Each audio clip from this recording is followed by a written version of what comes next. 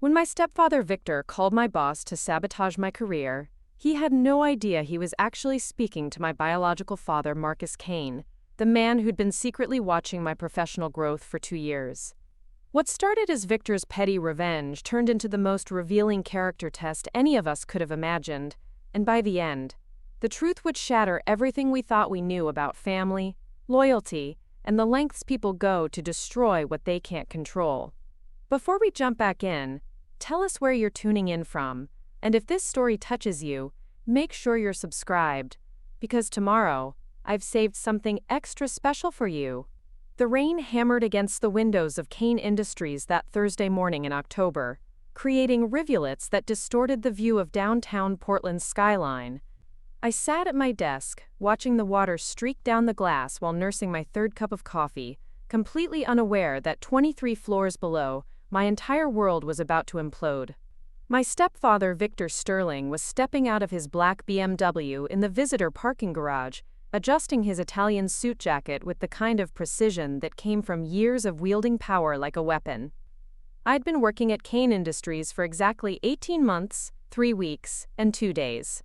Not that I was counting obsessively, but when you land your dream job at Portland's most innovative tech consulting firm, every milestone feels significant. The company specialized in helping traditional businesses modernize their digital infrastructure, and I'd carved out a niche in their marketing department, building client relationships and managing social media campaigns that actually moved the needle on revenue.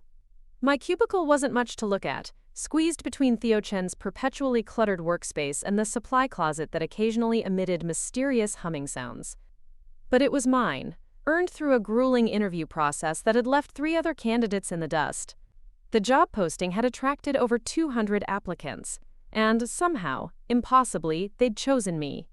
Zara Blackwood, the girl from Lake Oswego whose stepfather constantly reminded her that she'd never amount to anything more than mediocre. The irony wasn't lost on me that my success at Kane Industries seemed to eat at Victor more than any of my previous failures ever had. When I'd bombed my first marketing internship at a nonprofit downtown, he'd shrugged and muttered something about lowered expectations. When I'd struggled through my senior year at Oregon State, barely scraping together enough credits to graduate, he'd made pointed comments about wasted tuition money over family dinners. But this job, this opportunity where I was actually thriving, had triggered something darker in him. My desk phone rang, cutting through my morning routine of checking overnight email and social media metrics. The caller ID displayed reception, Diana Foster, which was unusual. Diana, our HR director, typically communicated through the company's internal messaging system, unless something required immediate attention. Zara, could you come to conference room B when you have a moment? Diana's voice carried an oddly formal tone, the kind she reserved for serious conversations about policy violations or performance reviews. There's someone here who'd like to speak with you. I glanced at my calendar, mentally shuffling the day's priorities. I had a client presentation at 11, a content strategy meeting after lunch, and about 47 emails that needed responses before 5 o'clock. Is everything okay? I wasn't expecting any visitors today. Just come down when you can. No rush, but sooner rather than later would be helpful. The line went dead, leaving me staring at the phone with a growing sense of unease. Diana Foster had been with Kane Industries for over a decade, shepherding the company through its transformation from a small startup to a regional powerhouse. She wasn't the type to waste time on mysterious summons or cryptic phone calls. If she wanted to see me in a conference room with an unnamed visitor, something significant was happening. I saved my work, grabbed a notepad and pen out of habit, and made my way toward the elevator bank. The 23rd floor bustled with its usual Thursday energy. Developers hunched over multiple monitors, their keyboards clicking in a steady rhythm. Account managers paced while speaking into wireless headsets, their voices blending into a low hum of professional urgency. Project managers darted between cubicles, clutching tablets and wearing expressions of controlled chaos. Conference room B sat adjacent to the main reception area, its glass walls offering a clear view of anyone waiting inside. As the elevator descended, I tried to imagine who might be waiting for me. A potential client wanting to meet the person behind their social media campaigns? A vendor hoping to pitch some new marketing tool? Maybe Diana had finally decided to discuss the promotion I'd been hoping for, though that seemed unlikely given the formal tone of her call. The elevator doors opened to reveal Diana standing near the reception desk, speaking in low tones with Marcus Kane himself. My stomach tightened involuntarily. Marcus Kane was the kind of CEO who inspired equal measures of respect and intimidation throughout the company. He'd built Kane Industries from nothing, transforming a one-room operation above a coffee shop into a multi-million-dollar consulting firm that competed with companies 10 times its size. Employees spoke about him in hushed, reverent tones, sharing stories of his strategic brilliance and unwavering standards. I'd probably exchanged fewer than 50 words with Marcus Kane during my entire tenure at the company. He knew my name, nodded when we passed in hallways, and had once complimented a client campaign I'd developed for a local healthcare network. But direct, personal interaction wasn't part of our professional relationship. He operated in boardrooms and corner offices while I worked in cubicles and conference rooms, our paths intersecting only during company-wide meetings or the occasional elevator ride. "Zara," Diana approached with a smile that didn't quite reach her eyes. "Thank you for coming down. We'd like you to meet someone who's been asking about you." Marcus Kane stepped forward, extending his hand with the kind of firm grip that conveyed confidence without attempting to prove anything. "Ms. Blackwood, I believe you know why we're here, but I wanted to speak with you directly before we proceed with any formal actions." Confusion washed over me in waves. "Formal actions?" I searched Diana's face for clues, but her expression remained carefully neutral. "I'm not sure I understand. Has something happened? Is there an issue?" "With one of my projects. Why don't we step into the conference room?" Marcus suggested, gesturing toward the glass-walled space where I could now see Victor Sterling sitting at the oval table, his back straight and his hands folded in front of him like a prosecutor preparing to deliver a closing argument. The sight of my stepfather in my workplace hit me like ice water. Victor Sterling didn't make social calls or drop by to chat about family matters. His presence here, in this context, with Diana and Marcus Kane treating the situation as something requiring formal discussion, could only mean trouble.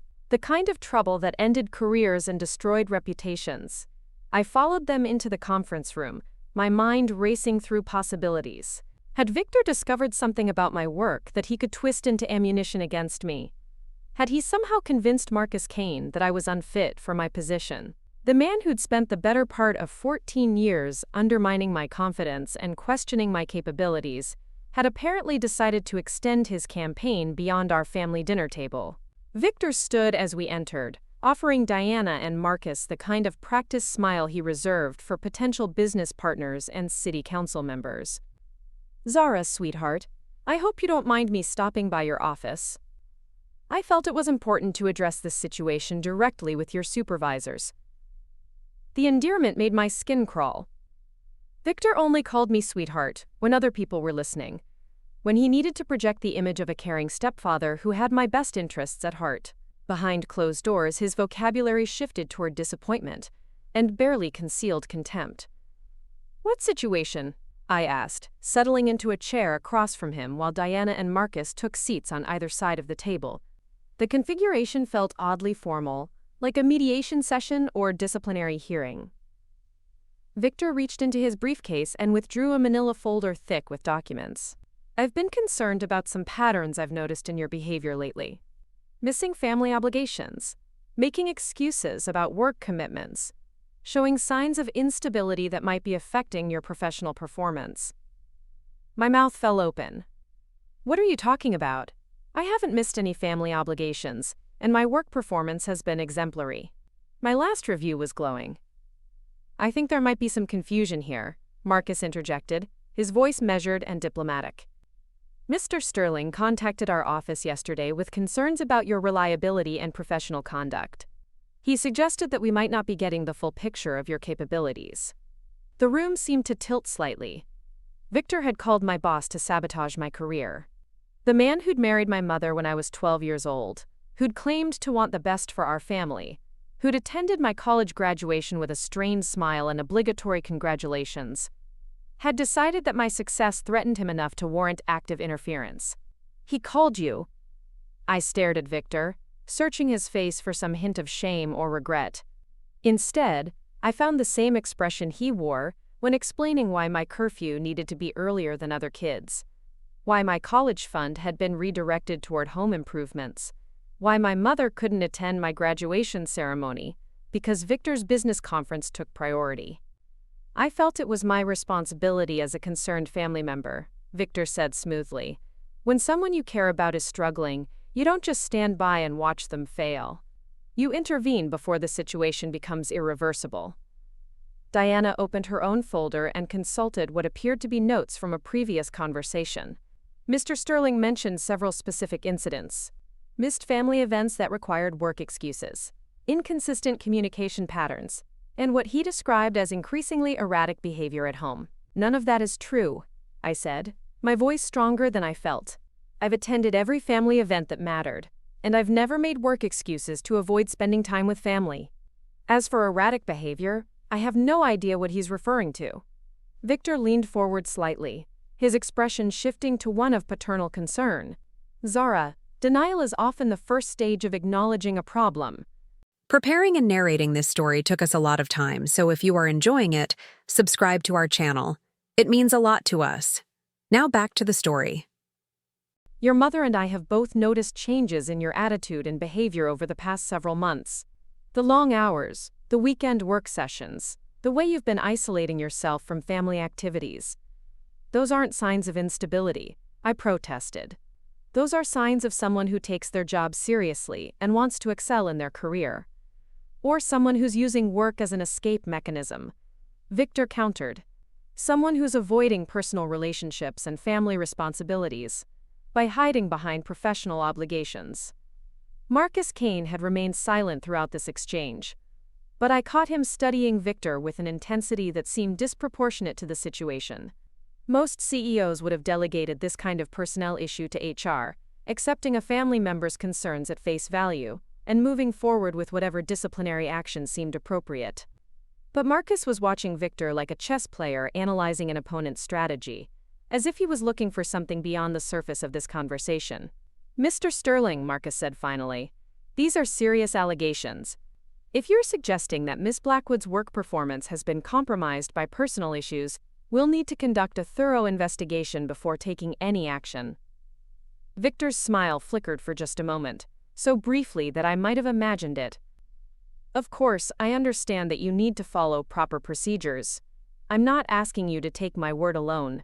I'm simply suggesting that you might want to look more closely at patterns that others have noticed. What patterns, specifically? Diana asked, her pen poised over her notepad. Victor opened his folder and began laying out documents on the conference table. I've documented several incidents over the past few months. Missed family dinners where Zara claimed she had to work late, weekend commitments that prevented her from attending important family functions, and increasing signs of stress and anxiety that suggest she might be overwhelmed by her responsibilities here. Each document he placed on the table looked official and carefully prepared. Family calendar entries with my name crossed out and work conflict written in red ink. Printed emails between Victor and my mother discussing concerns about my behavior. Even photographs that appeared to show me looking stressed or distracted at family gatherings.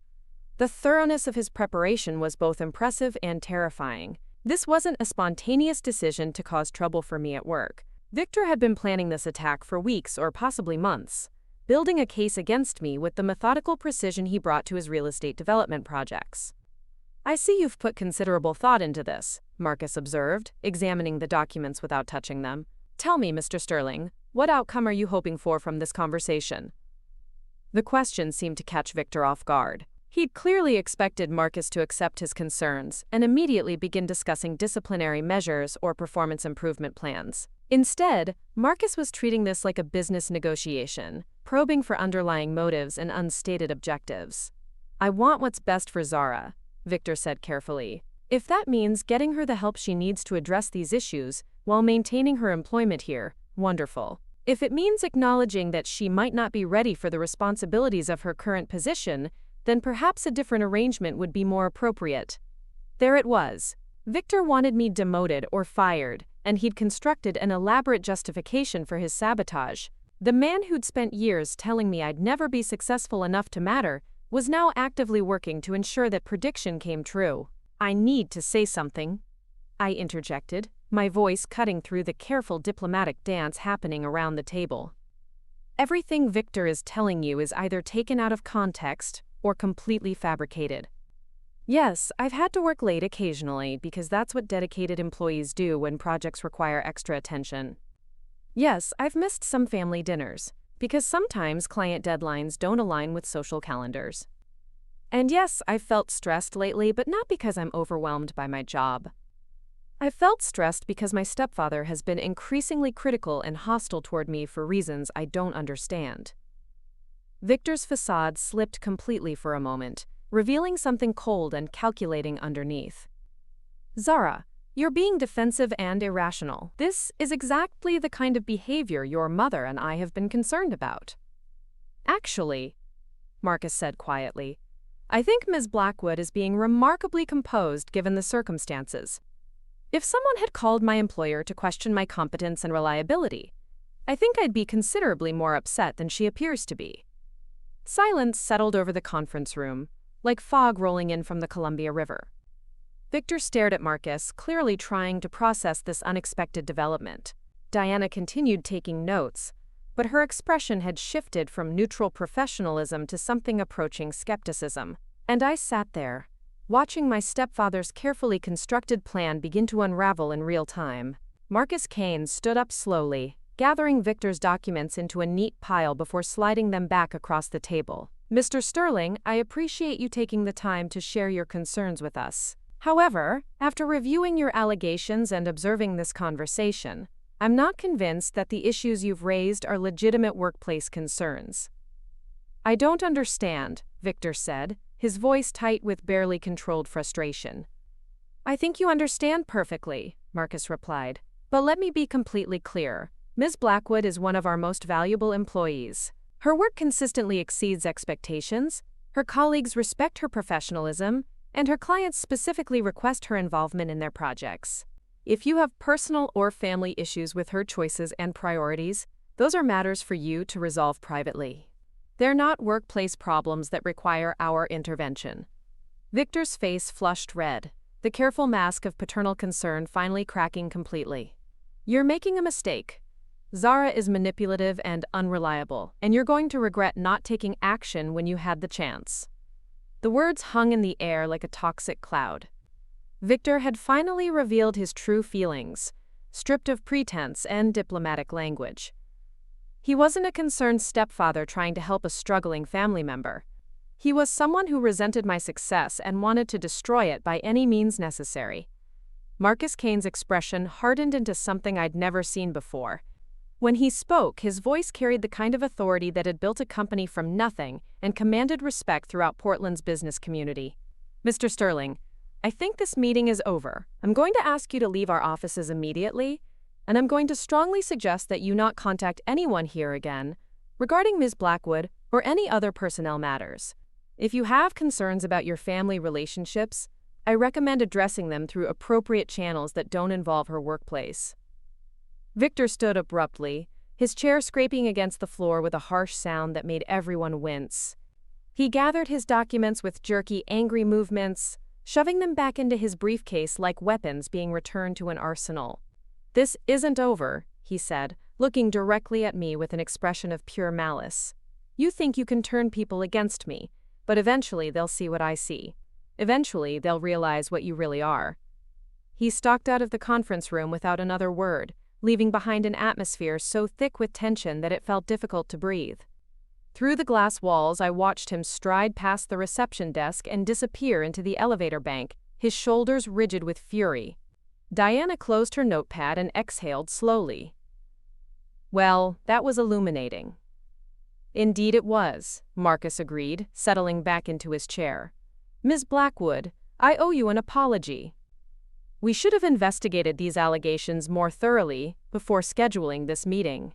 Your stepfather's presentation was convincing enough that we felt obligated to address his concerns directly."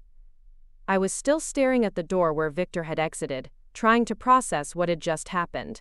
My stepfather had attempted to destroy my career, and my boss had not only rejected his sabotage but actively defended me against it. The whole situation felt surreal, like waking up from a nightmare only to discover that reality was somehow more bizarre than the dream. "I don't understand why he did this," I said finally. "I know Victor doesn't particularly like me, but I never imagined he'd try to get me fired." Marcus and Diana exchanged a look that seemed to carry some deeper meaning, as if they were communicating through a shared understanding that I wasn't part of. "Sometimes," Marcus said carefully, "people's motivations are more complex than they appear on the surface.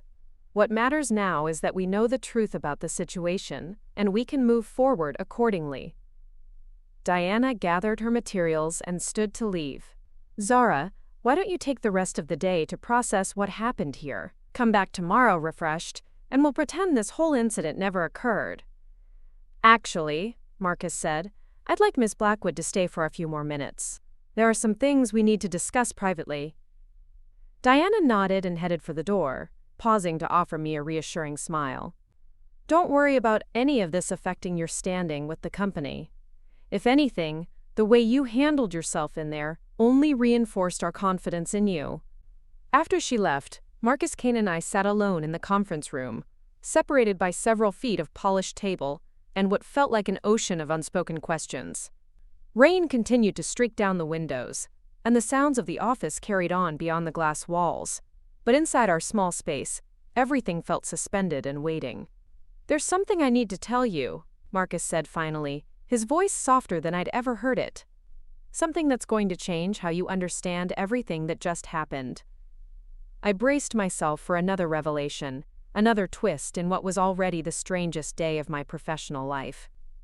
But nothing could have prepared me for what Marcus Kane said next, or for the way his words would reshape everything I thought I knew about my family, my job, and my own identity. "Zara," he said, meeting my eyes with an expression of profound gentleness, "Victor Sterling isn't the only family member you have working at this company." The words hit me like a physical blow, knocking the air from my lungs and leaving me staring at Marcus Kane with an expression that must have bordered on complete bewilderment. "Family member working at this company?" The only family I knew about consisted of my mother Linda, my stepfather Victor, and myself. My biological father had been absent from my life since I was 3 years old, existing only as a shadowy figure in a handful of faded photographs that my mother kept hidden in a shoebox beneath her bed. Marcus leaned back in his chair, studying my face with the kind of careful attention that suggested he was measuring every micro-expression, cataloging my reactions for future reference. The silence stretched between us like a taut wire, filled with the distant sounds of keyboards clicking and phones ringing throughout the office, beyond our glass-walled sanctuary. "I can see that you're confused," he said gently, "and I understand why. This isn't how I planned to tell you, but circumstances have forced my hand somewhat." "Tell me what?" My voice came out smaller than intended, barely above a whisper. "I don't understand what you're saying." Marcus stood and walked to the window, gazing out at the Portland skyline where storm clouds were gathering above the West Hills. When he spoke again, his words carried the weight of years of careful planning and patient waiting. 23 years ago, I was a different person, younger, more reckless, convinced that I could build something meaningful while juggling the responsibilities of fatherhood. Your mother Linda was working as a receptionist at a small marketing firm downtown, and I was trying to launch my first consulting business out of a cramped office above Powell's Books. My heart began to pound with a rhythm that seemed to echo through my entire body. The pieces of a puzzle I hadn't even known existed were beginning to shift into focus, creating a picture that challenged everything I thought I understood about my own history. "We were both so young," Marcus continued, his voice taking on a distant quality as if he were speaking from inside a memory. "Linda was 22, I was 29, and we thought we had all the time in the world to figure things out. But when you came along, everything changed. Not in a bad way, but in a way that required us to make choices we weren't prepared for."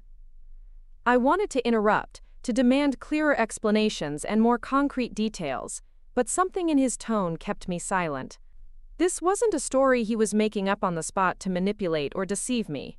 This was a confession that had been building inside him for years, waiting for the right moment to finally emerge. The business was struggling, Marcus said, turning back toward me. I was working 18-hour days, traveling constantly, trying to secure clients and build something that could support a family. Linda was home with a newborn, isolated and overwhelmed, dealing with postpartum depression that we didn't really understand at the time. He returned to his seat, but instead of the confident CEO who had dismantled Victor's attack so efficiently, he now looked like a man carrying the weight of old regrets and missed opportunities. We started fighting about everything: money, time, priorities, the future. I thought if I could just work harder, make more money, build a more stable foundation, everything would get better. But the harder I worked, the more distant we became. Linda felt abandoned, and I felt trapped between impossible choices. The story was beginning to sound familiar, not because my mother had ever told me these details, but because it echoed the pattern of every failed relationship and broken promise that had shaped my childhood understanding of what men did when faced with real responsibility. When you were 3, Marcus continued, Linda told me she couldn't do it anymore. She said she felt like a single mother anyway, and that maybe we should make it official. She wanted to move back to Lake Oswego, closer to her parents, where she could get the support she needed to raise you properly. So you just let her go? The question came out sharper than I intended, carrying years of buried anger and abandonment issues that I hadn't even realized were still affecting me. Marcus flinched as if I'd struck him. I thought I was doing the right thing. I thought you deserved a stable home environment, not a father who was never around and a mother who was miserable. I agreed to step back, to let Linda build the life she needed without the constant stress of our relationship. But you didn't disappear completely, I said, pieces of the puzzle continuing to click into place. You've been watching me.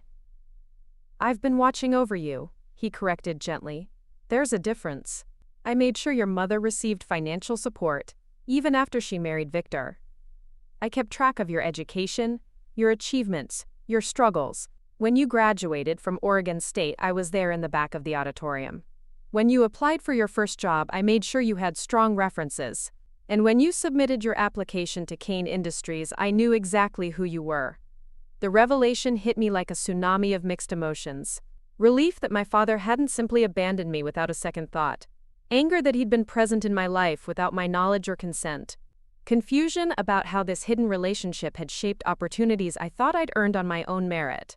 You hired me because I'm your daughter, I said, the words tasting bitter in my mouth. Not because I was qualified or capable, but because of biology. I hired you because you were the best candidate for the position, Marcus replied firmly. Your father being the CEO was a factor I had to consider, but it wasn't the determining factor. If you hadn't been genuinely qualified, nepotism would have only set you up for failure, and I wasn't about to do that to either of us. I thought back to my interview process, remembering how thorough and challenging it had been.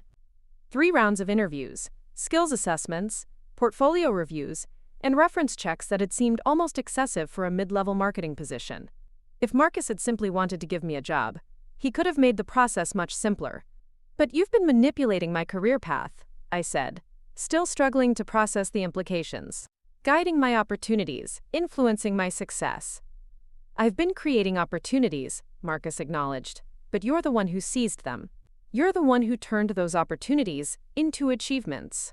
The campaigns you've developed, the relationships you've built with clients, the respect you've earned from your colleagues. None of that was handed to you. You worked for it. The rain outside had intensified, creating a steady drumming against the windows that provided a rhythmic backdrop to our conversation. I found myself staring at Marcus Kane, searching his face for traces of familiarity that I might have missed during our previous interactions. Now that I knew the truth, I could see subtle similarities in our facial structure, the way we both gestured when we spoke, even the habit of tilting our heads slightly when we were thinking. Why didn't you tell me before now? I asked. Why keep this secret for so long? Marcus sighed deeply, running his hands through his hair in a gesture that looked remarkably similar to something I did when I was stressed or overwhelmed. Because I wasn't sure how you'd react, he admitted. You'd built a life without me, developed your own identity and relationships. I didn't want to disrupt that by suddenly announcing that your boss was actually your absent father. And honestly, I wasn't sure I had the right to claim a relationship that I'd voluntarily stepped away from. But Victor's attack changed that calculation, I said, understanding beginning to dawn. Victor's attack revealed something that I'd suspected but hadn't been able to prove, Marcus said, his voice hardening slightly. He's not just neglectful or indifferent toward you, he's actively hostile. The level of planning that went into today's sabotage, the documentation he prepared, the way he tried to systematically undermine your reputation, that goes beyond normal family dysfunction. I thought about Victor's behavior over the years, the constant criticism and undermining that I'd attributed to personality differences, or the normal challenges of blended families. But Marcus was right. There had been something more calculated about Victor's treatment of me, something that suggested deeper resentment and more active malice than I'd been willing to acknowledge. He sees you as a threat, Marcus continued, not just to his position in the family, but to his entire sense of identity and control. A successful stepdaughter who doesn't need his approval or support undermines the narrative he's built about himself as the family provider and authority figure. So, what happens now? I asked. Do we pretend this conversation never happened? Do I quit and find another job where I don't have to worry about nepotism accusations? Do we suddenly start having father-daughter dinners and pretend the last 20 years didn't happen? Marcus smiled for the first time since our conversation had begun, and I was struck by how much warmth and genuine affection the expression contained. What happens now is entirely up to you, he said. I'm not going to pressure you to embrace a relationship you're not ready for, and I'm not going to use my position as your employer to force any kind of personal connection. But I am going to make sure that Victor Sterling never has another opportunity to interfere with your career or your life. The promise in his voice was unmistakable. This wasn't just a CEO protecting a valuable employee from external interference. This was a father who had spent 20 years watching from a distance, and who had finally been given a reason to step forward and actively defend his child. What exactly does that mean? I asked. It means that Victor's attempt to sabotage your career has backfired in ways he couldn't have anticipated, Marcus replied. He came here thinking he was speaking to a stranger who would take his word about your character and competence. Instead, he revealed his true nature to someone who has every reason to protect you and every resource necessary to do so effectively. The implications of that statement sent a chill down my spine. Marcus Kane wasn't just any CEO. He was one of the most influential business leaders in Portland, with connections throughout the technology industry and the broader business community. If he decided to make Victor's life difficult, he had numerous ways to accomplish that goal. I don't want revenge, I said quickly. I don't want you to destroy Victor's business or ruin his reputation just because he attacked me. I'm not talking about revenge, Marcus clarified. I'm talking about consequences. Victor chose to escalate this conflict by bringing it into professional territory. He tried to damage your career using false allegations and manufactured evidence. That kind of behavior shouldn't go unchallenged, especially when it targets someone who can't defend themselves against it. I considered his words carefully, weighing my desire to avoid further conflict against my growing realization that Victor's behavior was unlikely to improve on its own. He'd crossed a line today that revealed something fundamental about his character and his intentions toward me. There's something else, Marcus said, his tone becoming more serious. Something you need to know about Victor's motivations that goes beyond simple resentment or family dynamics. My stomach clenched with anticipation. Today had already delivered more revelations than I felt equipped to handle. But something in Marcus's expression suggested that the most important information was yet to come. When Linda married Victor 12 years ago, there were certain financial arrangements that needed to be made. Marcus began carefully. I'd been providing support for you and your mother since the divorce, both directly and through various trust accounts that I'd established for your education and future needs. Trust accounts? I had never heard my mother mention any trust accounts or ongoing financial support from my biological father. Victor was aware of these arrangements because they affected the family's overall financial picture. Marcus continued. He knew that you were scheduled to inherit a significant sum when you turned 25, and that there were additional funds earmarked for major life events like purchasing a home or starting a business. My 25th birthday had passed 6 months ago, and I'd received no inheritance or trust disbursement. My mother had never mentioned any financial arrangements involving my biological father, and I'd assumed that his absence from my life had been complete and permanent. "Where is that money now?" I asked, though I was beginning to suspect I already knew the answer. "That's what I've been trying to determine," Marcus replied. "The trust accounts were managed through a financial advisor that Linda and Victor selected together. Over the past 2 years, there have been several unusual withdrawals and transfers that required Linda's signature as the trustee.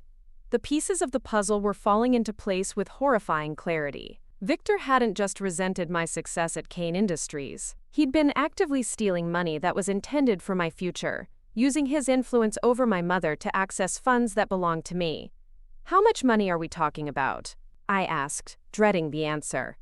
Marcus consulted a folder he'd retrieved from a briefcase beside his chair. The original trust was worth approximately $300,000. With investments and interest over the years, it should have grown to somewhere around $450,000 by now.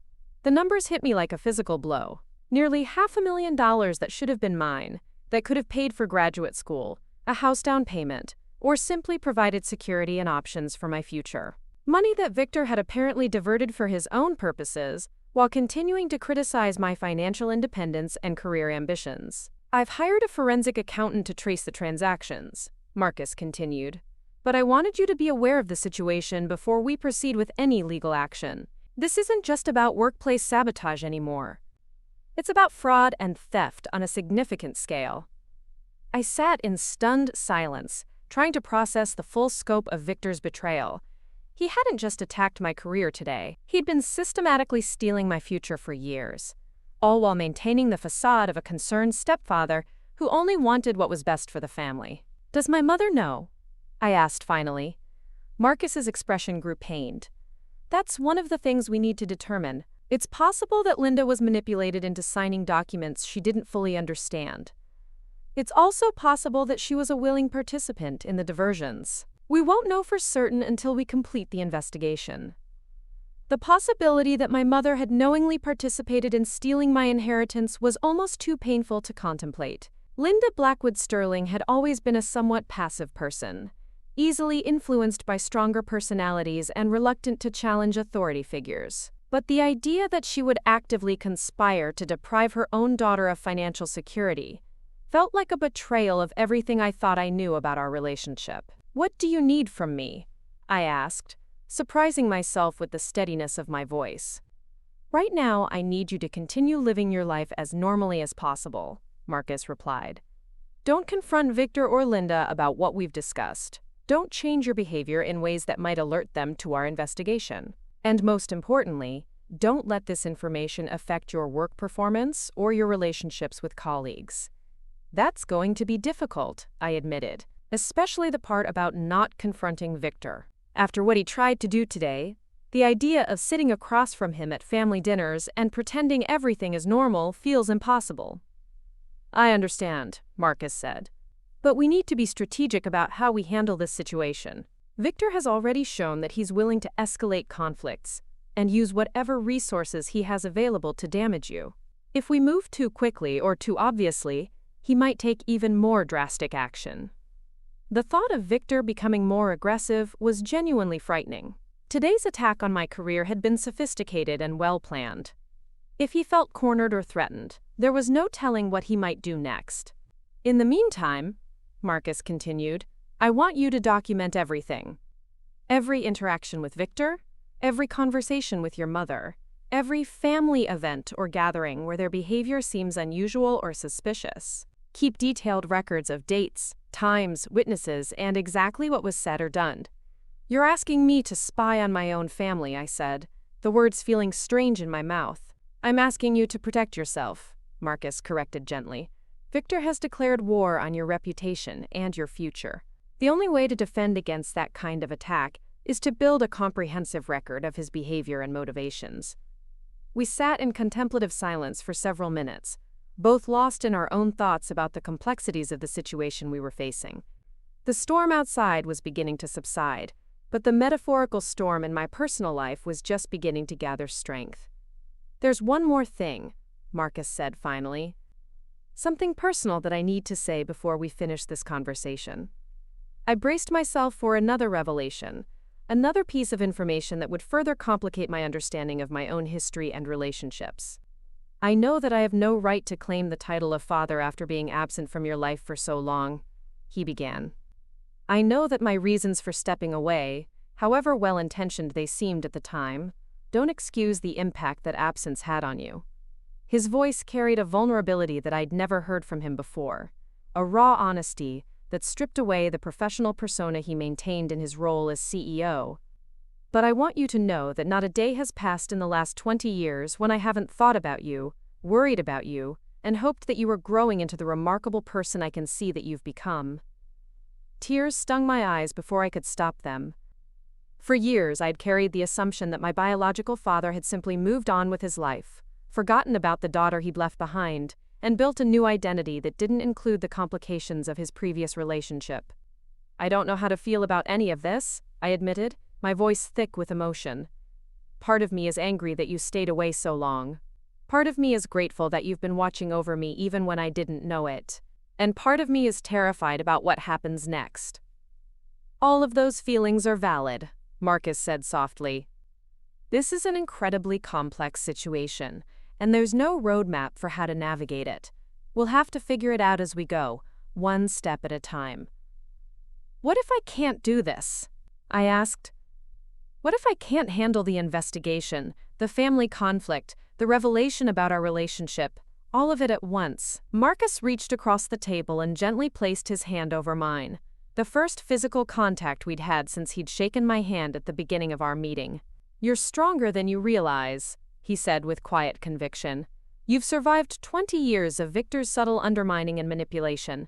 You've built a successful career, despite obstacles that would have defeated many people. You've maintained your integrity and compassion, despite being raised by someone who seems to lack both qualities. His words carried a weight of observation and knowledge that could only come from years of careful attention and genuine care. This wasn't empty reassurance from a stranger trying to make me feel better. This was assessment from someone who had been studying my life and character for decades. Besides, Marcus added with a slight smile, you're not facing this alone anymore. Victor made a critical error when he decided to attack you professionally. He thought he was isolating you and cutting off your support systems. Instead, he revealed the threat he poses to someone who has the resources and motivation to neutralize that threat permanently. The promise in his voice was both comforting and slightly intimidating. Marcus Kane had built his business empire through strategic thinking, careful planning, and decisive action when necessary.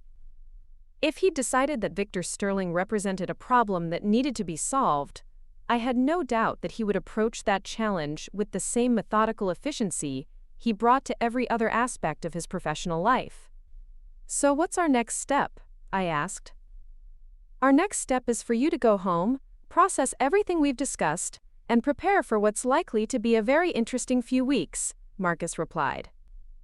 I'll continue working with the forensic accountant to trace the missing trust funds, and I'll begin making some discreet inquiries about Victor's business practices and financial situation. And if he tries to attack me again, he won't get the chance, Marcus said with quiet certainty. Victor Sterling just made the mistake of threatening my daughter in my own building. He's about to discover that some battles are better left unfought. The possessive note in his voice when he said my daughter sent a complex mix of emotions through me. Pride, fear, hope, and anxiety all seemed to compete for space in my chest. After 20 years of feeling like I belonged nowhere and to no one, the idea of having someone claim me as family felt both thrilling and terrifying. I should get back to work, I said finally, though the idea of focusing on marketing campaigns and client presentations felt absurd after everything that had happened. Actually, Marcus said, why don't you take the rest of the day off? Go home, think about what we've discussed, and come back tomorrow ready to continue building the career you've worked so hard to establish. I gathered my things slowly, still feeling somewhat disconnected from reality. As I reached the conference room door, Marcus called my name. Zara, he said, his voice carrying that same gentle tone he'd used throughout our conversation. I know this is overwhelming, and I know you need time to process everything. But I want you to know that regardless of how you decide to handle our personal relationship, you'll always have my support and protection. That's not contingent on anything other than the fact that you're my daughter, and I should have been providing that support all along." I nodded, not trusting my voice to remain steady if I tried to respond. Then I stepped out of the conference room and into the hallway, leaving behind the life I'd thought I understood and stepping into a future that was suddenly full of possibilities I'd never imagined. The elevator ride to the 23rd floor felt like traveling between two different worlds. When the doors opened, I was back in my familiar workspace, surrounded by the routine sounds and sights of my normal professional life. But everything had changed in ways that my colleagues couldn't see and wouldn't understand. Theo Chen looked up from his computer as I approached my desk. "How did the mystery meeting go? You look like you've seen a ghost." If only he knew, I thought. Instead, I managed a weak smile and said, "It was just a personnel issue. Nothing too exciting." "Well, you missed some drama while you were gone," Theo said, settling back in his chair with the expression of someone who had gossip to share. "Apparently some guy came by earlier claiming to be your stepfather, and he seemed pretty upset when he left. Security had to escort him out of the building." My blood ran cold. Security escorted him out? "Yeah, Diana Foster called them when he started making a scene in the lobby." Theo continued, clearly enjoying the story. He was demanding to speak with Marcus Kane directly, saying that there had been some kind of misunderstanding about a family matter. When they told him Mr. Kane wasn't available, he started shouting about incompetent employees and corporate conspiracies. Victor's public meltdown in the lobby meant that his carefully constructed image as a respectable businessman had taken a significant hit. Word would spread quickly through Portland's interconnected business community, and his reputation for professionalism and reliability would be permanently damaged. "Did anyone record it?" I asked, morbid curiosity overcoming my better judgment. "Security footage, probably," Theo replied. "But Rebecca from reception said she got some of it on her phone. Apparently, he was pretty spectacular. Really went off the deep end about family loyalty and ungrateful children." The idea of Victor's tantrum being captured on video and potentially shared throughout the company was both satisfying and mortifying. On one hand, it provided clear evidence of his instability and vindictiveness. On the other hand, it meant that my personal family drama was now part of office gossip and speculation. "I'm sure it will blow over," I said, settling into my chair and attempting to look busy with my computer. "Probably," Theo agreed. "But it definitely makes you wonder what kind of family dynamics produce that level of public meltdown." The guy seemed genuinely unhinged. I spent the rest of the afternoon going through the motions of normal work activities while my mind churned through everything Marcus had revealed. The missing trust fund, Victor's systematic sabotage, the hidden father-daughter relationship that had been shaping my career without my knowledge. All of it felt like pieces of a jigsaw puzzle that created a picture too complex and disturbing to fully comprehend. By 5 o'clock, I was emotionally and mentally exhausted. The drive home through Portland's rush hour traffic provided time to think, but instead of clarity, I found myself becoming increasingly overwhelmed by the scope of the challenges ahead. My apartment in the Alberta Arts District had always been my sanctuary, a small but comfortable space that reflected my own tastes and priorities rather than anyone else's expectations or demands. But as I climbed the stairs to my second-floor unit, even that familiar refuge felt somehow different, as if the revelations of the day had altered my perception of everything in my life. I poured a glass of wine, ordered takeout from my favorite Thai restaurant, and settled onto my couch with a legal pad and pen. Marcus had asked me to document everything, and I was going to start with a comprehensive review of every significant interaction I'd had with Victor over the past several years. The exercise was more disturbing than I'd anticipated. When viewed as individual incidents, Victor's behavior had seemed merely unpleasant or mildly unfair. But when cataloged chronologically and analyzed for patterns, a clear picture emerged of systematic psychological manipulation and deliberate sabotage. The critical comments about my appearance, intelligence, and prospects that were always delivered in front of other people. The way he consistently forgot or minimized my achievements, while highlighting Callista's successes at every opportunity. The financial emergencies that always seemed to arise just when I was planning something important for myself, requiring family resources to be redirected away from my needs. Even the timing of my mother's remarriage to Victor began to look suspicious when viewed through the lens of Marcus's revelations about the trust funds.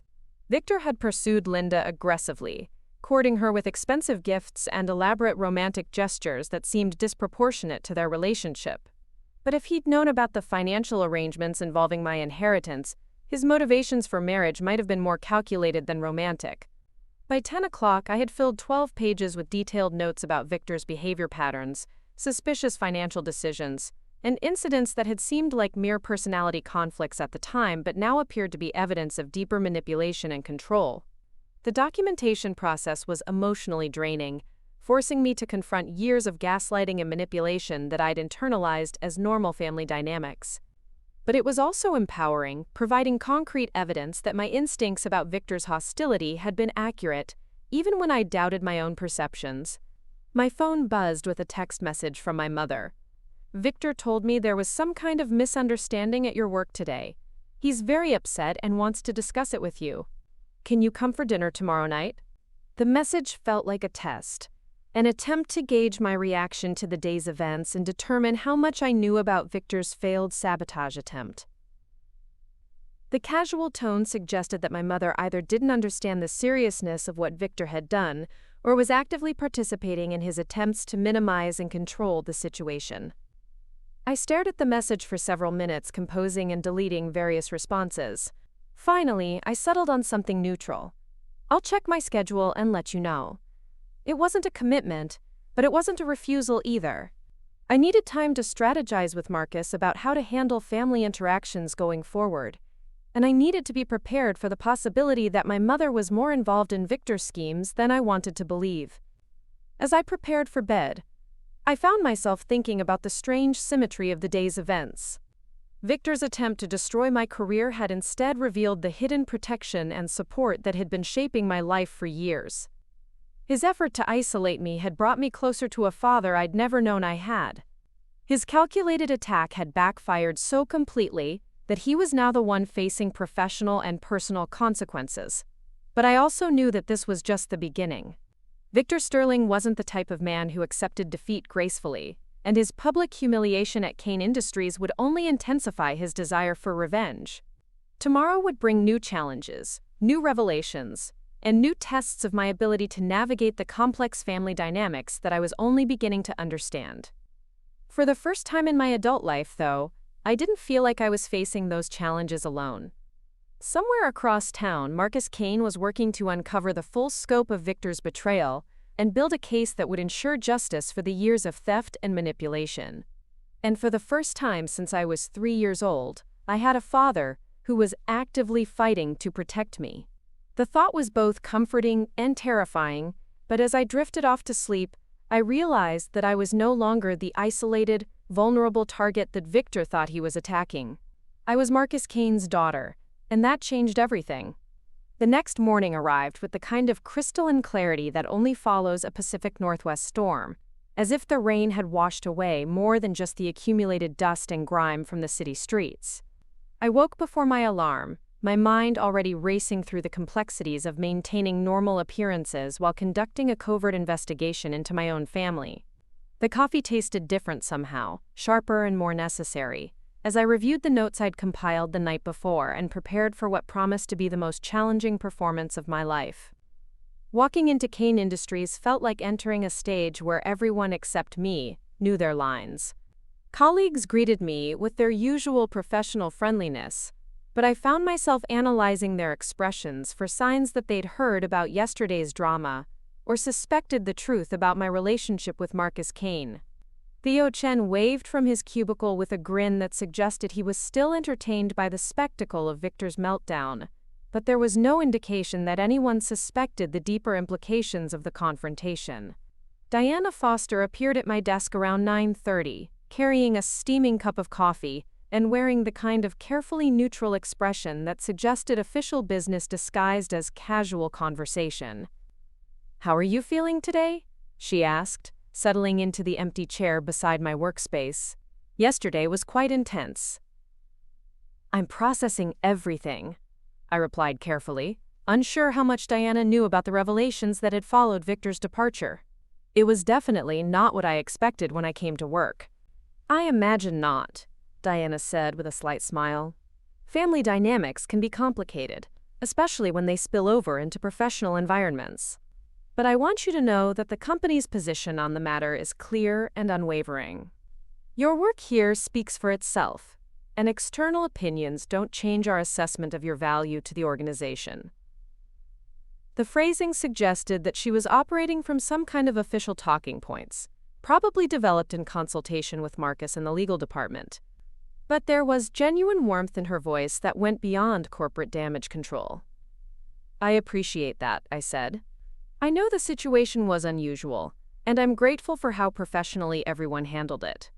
Actually, Diana said, lowering her voice slightly, there's something else I wanted to discuss with you, something that might be relevant to your current situation. My pulse quickened. What kind of something? Diana glanced around the office to ensure we weren't being overheard, then leaned closer. About 6 months ago, we received an inquiry from someone claiming to be conducting a background investigation for a potential employer. They were asking detailed questions about your work performance, your reliability, your relationships with colleagues, that sort of thing. The timeline aligned perfectly with my growing success at Kane Industries and Victor's increasing hostility toward my career achievements. What kind of questions specifically? Very targeted ones, Diana replied. Not the usual reference check questions about job responsibilities and general performance. These were questions designed to uncover potential problems or weaknesses. Things like whether you'd ever missed work due to personal issues, whether you'd shown signs of instability or unreliability, whether there had been any complaints about your conduct. Did they identify themselves or the company they claimed to represent? That's the interesting part, Diana said. They provided credentials that appeared legitimate at first glance, but when we tried to verify the information independently, the trail went cold.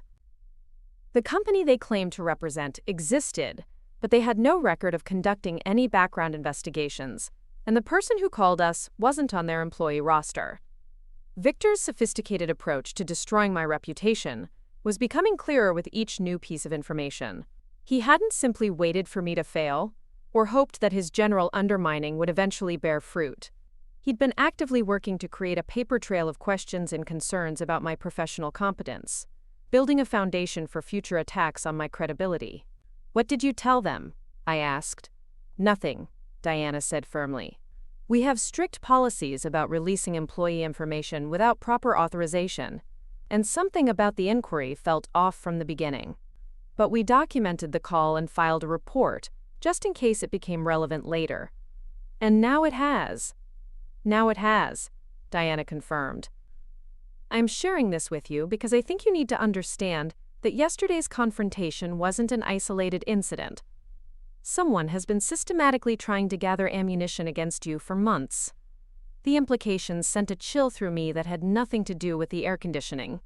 Victor's attack hadn't been a spontaneous reaction to my success at Kane Industries.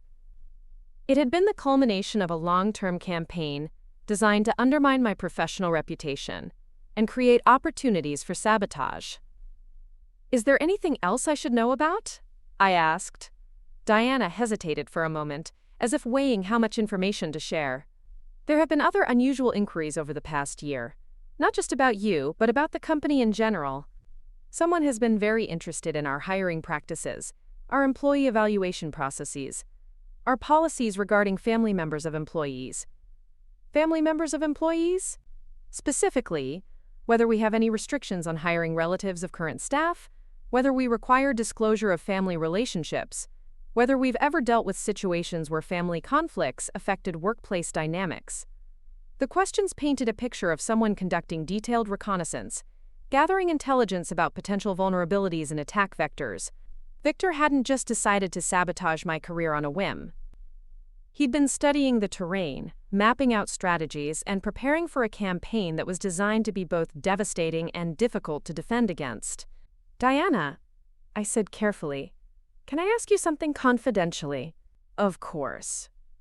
Do you think there's any chance that someone in the company has been feeding information to these outside inquiries? Someone who might have access to employee records or internal policies? Diana's expression grew serious. That's a very concerning question, and it's one that we're going to need to investigate thoroughly. If there's been a breach of employee confidentiality, that's a serious legal and ethical violation. I'm not trying to cause trouble for anyone, I said quickly. But the level of detail in some of these inquiries suggests inside knowledge that wouldn't be available through normal channels. You're absolutely right to be concerned, Diana replied. And you're not causing trouble by bringing this to our attention. If anything, you're helping us identify a potential security problem that could affect other employees as well. We were interrupted by the arrival of Theo Chen, who approached with the slightly guilty expression of someone who'd been eavesdropping and wanted to contribute to the conversation. Sorry to interrupt, he said, but I couldn't help overhearing part of your discussion, and there's something I think you should know. Diana and I exchanged glances. What kind of something? Diana asked. About 3 weeks ago, I got a call from someone claiming to be from a professional networking organization, Theo said. They said they were conducting a survey about workplace dynamics and employee satisfaction, and they wanted to ask some questions about my colleagues and supervisors. Did you participate in the survey? I asked, though I suspected I already knew the answer. I started to, Theo admitted sheepishly. The questions seemed innocent enough at first. General stuff about company culture, management effectiveness, team collaboration. But then they started asking very specific questions about individual employees. What kind of specific questions? Whether I'd noticed any particular employees who seemed to struggle with deadlines or reliability issues. Whether there were any colleagues who appeared to be dealing with personal problems that affected their work performance. Whether I'd observed any instances of preferential treatment or nepotism. The pattern was becoming unmistakably clear. Someone had been conducting a systematic intelligence gathering operation, using multiple approaches and false pretenses to collect information that could be weaponized against me when the time was right. Did they ask about me specifically? I asked. Theo nodded reluctantly. They didn't use your name initially, but they described someone who matched your profile exactly. New employee, marketing department, recent college graduate, unusually successful for someone with limited experience. What did you tell them? Nothing useful, I hope, Theo said. I told them you were one of the most competent and reliable people I'd ever worked with, and that if they were looking for evidence of problems or incompetence, they were barking up the wrong tree. Diana was taking notes throughout this conversation, and I could see her connecting the same dots that were forming in my mind. Victor's attack yesterday hadn't been a desperate gambit based on fabricated concerns. It had been the final phase of a carefully orchestrated campaign that had been months in the making. Theo, Diana said, I need you to write down everything you remember about that phone call. Date, time, the exact questions they asked, the name and organization they claimed to represent, anything else that seemed unusual or suspicious. Am I in trouble for participating in the survey? Theo asked nervously. Not at all, Diana assured him. You were approached under false pretenses, and you handled the situation appropriately by refusing to provide negative information about a colleague. But your information could be crucial for understanding the scope of this investigation. After Theo left to compile his notes, Diana and I sat in contemplative silence, both processing the implications of what we'd learned. The picture emerging was far more sophisticated and threatening than a simple family dispute that had spilled over into the workplace. Diana, I said finally, I think there's something else you need to know. Something that might explain why someone would go to such elaborate lengths to gather information about me and my position here. She waited expectantly, pen poised over her notepad. I think Marcus Kane might be my biological father. Diana's pen stopped moving, and she stared at me with an expression of complete shock. I'm sorry, what? I know how it sounds, I said quickly. But yesterday, after Victor left, Marcus told me some things about his relationship with my mother, about financial arrangements he'd made for my education, about how he'd been watching my career development from a distance. Oh my God, Diana whispered. That would explain so much. What do you mean? Diana set down her pen and rubbed her temples as if she was developing a headache. Zara, I've been with this company for 10 years.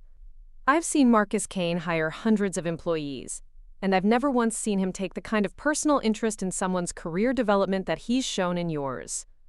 What kind of personal interest? The way he always asks about your projects during staff meetings. The way he made sure you were assigned to high-profile clients despite being relatively new to the company. The way he insisted on personally reviewing your performance evaluations instead of delegating that responsibility to your direct supervisor. Each example felt like another piece of evidence supporting Marcus's claims about his hidden involvement in my professional life. I'd attributed my opportunities and success to my own merit and hard work, but apparently there had been subtle interventions and protections that I'd never recognized. There's more, Diana continued. About 8 months ago, Marcus asked me to prepare a comprehensive security assessment of our employee information systems. He said he was concerned about potential breaches or unauthorized access to personnel files. Was there any evidence of actual security problems? Not at the time, Diana said. But now, knowing about these suspicious inquiries and fake background investigations, I'm wondering if Marcus suspected that someone was targeting you specifically. The thought that Marcus had been anticipating and preparing for Victor's attack added another layer of complexity to the situation. If he'd known about the intelligence gathering operation, why hadn't he warned me or taken steps to prevent it from escalating? Diana, I said, can I ask you to keep this information confidential for now? I'm still trying to understand the full scope of the situation, and I don't want to create more complications until I have a clearer picture of what we're dealing with. Of course, she replied. But Zara, you need to understand that if Marcus Kane is your father, and if someone has been conducting a systematic campaign to damage your reputation, this goes way beyond normal workplace drama. This is potentially criminal behavior that could have serious legal consequences. I know, I said. And I think that's exactly what Marcus is preparing for. Diana gathered her notes and stood to leave, but paused at the edge of my cubicle. For what it's worth, if Marcus Kane is your father, you should know that he's one of the most ethical and principled people I've ever worked with. Whatever arrangements or interventions he's made on your behalf, I'm confident they were motivated by genuine care and concern, not by any desire to give you unfair advantages. After Diana left, I tried to focus on my normal work responsibilities, but concentration felt impossible. Every email, every phone call, every colleague interaction carried the potential for hidden meanings and ulterior motives. I found myself analyzing conversations for signs that people knew more than they were letting on, or that they were gathering information that could be used against me later. Around noon, my personal phone buzzed with a text message from an unknown number. We need to talk. Coffee shop on Burnside and 23rd, 1 p.m. Come alone. MK Marcus Kane was requesting a clandestine meeting, using burner communication methods that suggested the situation had escalated beyond normal corporate protocols. The location he'd chosen was a small, independently owned coffee shop in a busy commercial district where two people could meet without attracting attention or creating a paper trail. I grabbed my purse and jacket, told my supervisor I was taking a long lunch for a personal appointment, and headed out into the crisp October afternoon. The drive across town gave me time to prepare mentally for whatever revelations or instructions Marcus had in store, but I still felt unprepared for the complexities of navigating a relationship that was simultaneously professional, personal, and covert. The coffee shop was exactly the kind of place where business meetings could be disguised as casual social encounters. Mismatched furniture, local art on the walls, and a steady stream of freelancers and students working on laptops provided perfect cover for confidential conversations. Marcus was already seated at a corner table when I arrived, dressed in jeans and a casual button-down shirt that made him look more like a successful consultant than a corporate CEO. He'd chosen a spot that offered clear sightlines to both entrances and minimal risk of being overheard by other patrons. "Thank you for coming," he said as I approached the table. "I know this seems overly dramatic, but I wanted to brief you on some developments that require immediate attention." I ordered a latte from the counter and joined him at the table, noting that he'd positioned himself so that his back was to the wall and he could monitor everyone who entered or left the establishment. "What kind of developments?" I asked. Marcus pulled a thin manila folder from the laptop bag beside his chair and placed it on the table between us. The forensic accountant completed his preliminary analysis of the trust fund transactions. What we found is worse than I initially suspected. He opened the folder to reveal bank statements, transfer records, and financial summaries that documented a pattern of systematic theft spanning more than 2 years.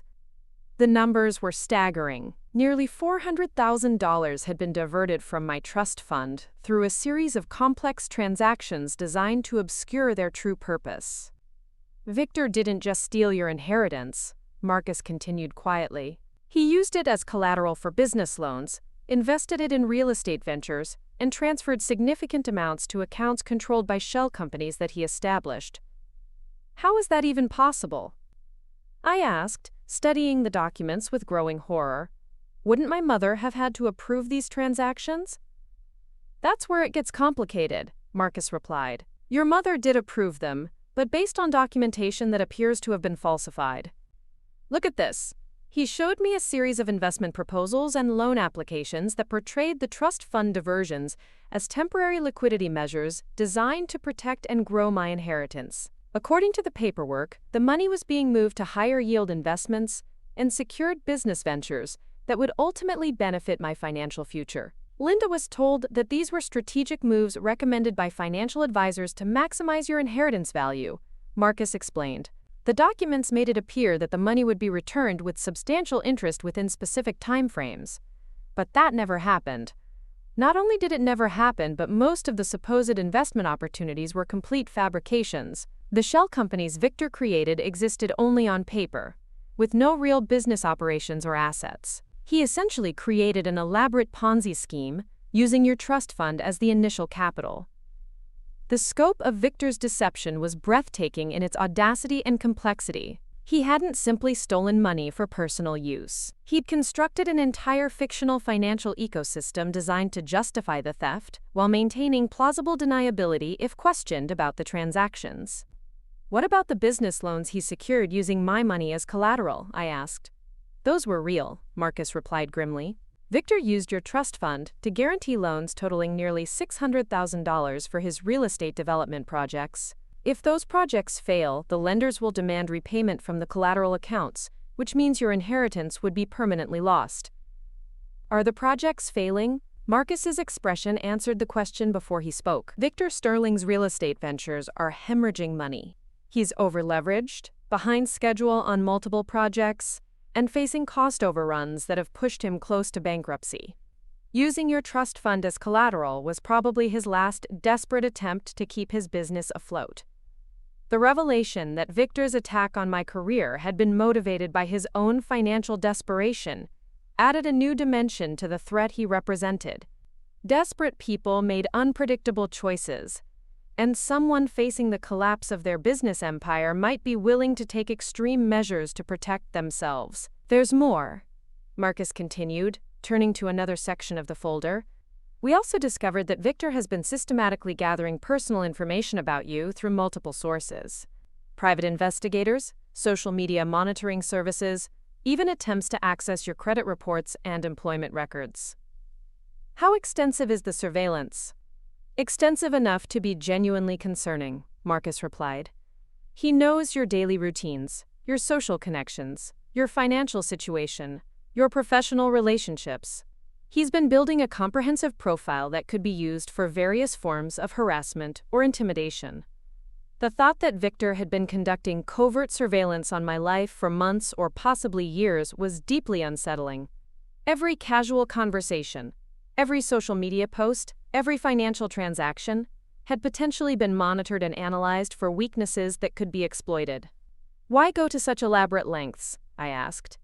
If he needed money for his business, why not just ask for a loan from the family or find legitimate investors?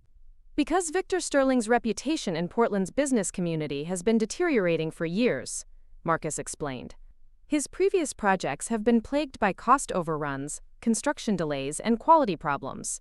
Legitimate lenders and investors see him as a high-risk prospect, which is why he needed to access your trust fund without proper oversight or accountability. So attacking my career was designed to eliminate the one person who might discover his theft and hold him accountable. Exactly, Marcus confirmed. If he could get you fired from Kane Industries, discredited professionally and isolated from potential support systems, you'd be in no position to challenge his control over your inheritance or investigate his financial manipulations. The coffee shop around us continued its normal rhythm of customer conversations and espresso machine sounds, but I felt completely disconnected from that ordinary reality. The scope of Victor's betrayal and the sophisticated nature of his criminal enterprise made me feel like I'd stumbled into someone else's life. A thriller novel where the stakes were too high and the villains too competent for the protagonist to have any reasonable chance of success. "What's our strategy for fighting back?" I asked. Marcus closed the folder and leaned back in his chair, his expression shifting from investigative analyst to protective father. "Our strategy is to be smarter, more thorough, and more patient than Victor expects us to be. He's counting on emotional reactions and impulsive decisions that will give him opportunities to further damage your reputation or claim that you're unstable and vindictive. So we don't confront him directly." "Not yet," Marcus confirmed. "First, we build an ironclad legal case that documents every aspect of his criminal behavior. Fraud, theft, identity theft, harassment, possibly even stalking charges depending on the extent of his surveillance activities." "How long will that take?" "A few more weeks at minimum," Marcus replied. "We need to trace every financial transaction, verify every forged document, and establish a clear timeline of criminal activity that will be impossible for Victor to explain away or justify." "And in the meantime, I just pretend everything is normal? Go to family dinners and act like I don't know what he's done?" Marcus reached across the table and gently touched my hand, the same gesture of comfort and connection he'd made the day before. "I know it's difficult, but yes. We need Victor to believe that his attack yesterday was unsuccessful but not catastrophic, that you're hurt and confused but not actively investigating him. What if he tries to escalate things? What if he decides that harassment and financial theft aren't enough, and he moves on to more direct forms of attack?" The question had been haunting me since the previous evening, when I'd realized that Victor's desperation and the scope of his criminal activities meant that he had little left to lose by becoming more aggressive. "That's why I wanted to meet with you today," Marcus said seriously. "We need to discuss safety protocols and contingency plans. Victor Sterling is not going to simply accept defeat and move on with his life. He's going to continue trying to eliminate what he perceives as threats to his survival." "What kind of safety protocols?" Marcus pulled out his phone and showed me a contact entry labeled Security Services. "I've hired a private security firm to conduct discreet monitoring of your apartment, your daily routes, and your normal activities. They're professionals who specialize in executive protection and threat assessment." "You hired bodyguards for me?" "I hired peace of mind," Marcus corrected. "People who can watch for signs of escalating harassment or surveillance, who can document any attempts at intimidation or stalking, and who can respond immediately if Victor decides to become more directly aggressive." The idea of needing professional protection from my own stepfather felt surreal. But given everything I'd learned about his criminal activities and financial desperation, it also felt disturbingly necessary. "There's one more thing," Marcus said, his voice taking on a more personal tone, "something I need to say about our relationship and how we navigate the complexities of being father and daughter while also being CEO and employee." I braced myself for another revelation or complication, but Marcus's expression was gentle rather than ominous. "I don't want you to feel pressured to embrace a personal relationship with me just because we're dealing with this crisis together," he began. "I don't want you to think that your job security or my support in fighting Victor is contingent on accepting me as your father." "I hadn't thought about it that way," I said, though in truth I had been wondering about the expectations and obligations that came with learning about our biological connection. "Good," Marcus replied, "because my commitment to protecting you and ensuring justice for Victor's crimes isn't conditional on anything other than the fact that you're my daughter and you've been wronged. Whether we develop a personal relationship, whether you ever call me Dad, whether we have Sunday dinners or exchange Christmas cards, none of that affects my determination to make sure Victor Sterling faces consequences for what he's done." The unconditional nature of his support was both reassuring and emotionally overwhelming. For someone who had spent years earning approval through achievement and performance, the idea of receiving protection and care simply by virtue of existing felt almost too good to believe. "I appreciate that," I said, "but I have to admit I'm struggling with how to process all of this. Learning that you're my father, discovering that Victor has been stealing from me and surveilling my life, realizing that my career success has been partly shaped by your interventions. It's all happening so fast that I can barely keep up." "That's completely understandable," Marcus said softly. "You're dealing with multiple life-changing revelations simultaneously, while also trying to maintain normal appearances and professional responsibilities. It would be overwhelming for anyone." "How do you handle it?" I asked. "How do you stay so calm and strategic when talking about someone who's been systematically attacking your daughter for years?" Marcus's expression darkened slightly, revealing a glimpse of the anger and protectiveness that he'd been carefully controlling throughout our conversations. "I handle it by channeling my anger into productive action," he said. "By focusing on building a case that will ensure Victor can never hurt you or anyone else again. By using every resource at my disposal to protect you and secure justice. And by remembering that the best revenge against someone like Victor Sterling is to defeat him so completely and publicly that he serves as an example to anyone else who might consider similar behavior." The quiet intensity in his voice sent a chill through me. But it was the kind of chill that came from recognizing that I was no longer facing Victor's attacks alone. Marcus Kane had built a business empire through strategic thinking and decisive action, and he was now applying those same skills to protecting his daughter. "So what happens next?" I asked. "Next, you go back to work and continue being the excellent employee you've always been," Marcus replied. "Tonight, you attend whatever family dinner or social obligation your mother has planned, and you act like someone who's hurt and confused by Victor's behavior but not someone who's actively investigating him. And if Victor pushes for details about what happened at Kane Industries, you tell him that you were called into a meeting with HR, that there were questions about his allegations, and that you were told the matter was being reviewed through proper channels. You act like someone who's worried about her job security but doesn't fully understand the implications of what happened. What about you? What will you be doing while I'm performing this elaborate charade?" Marcus smiled grimly. "I'll be building the case that's going to destroy Victor Sterling's life and ensure that he spends the next several years in federal prison for financial fraud and identity theft."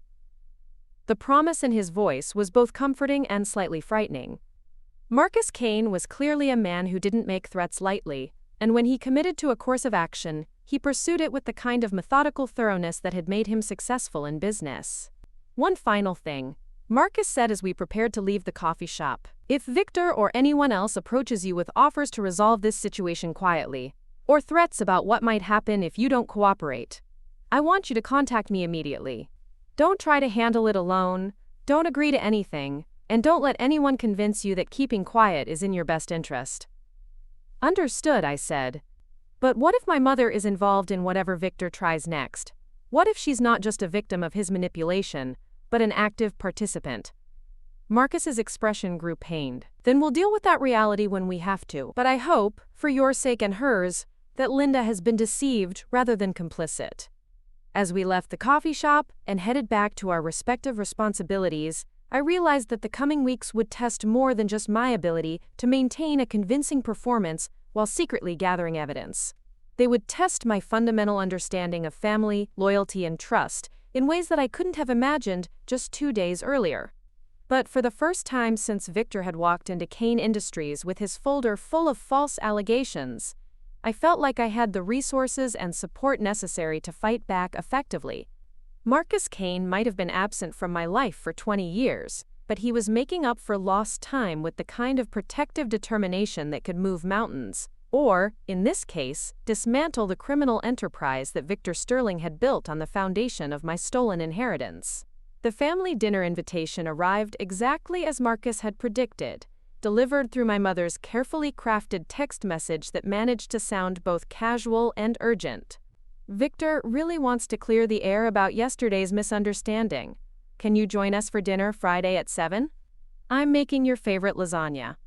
The emotional manipulation was subtle but unmistakable, using food nostalgia and maternal affection to ensure my compliance with what was undoubtedly Victor's demand for a face-to-face confrontation.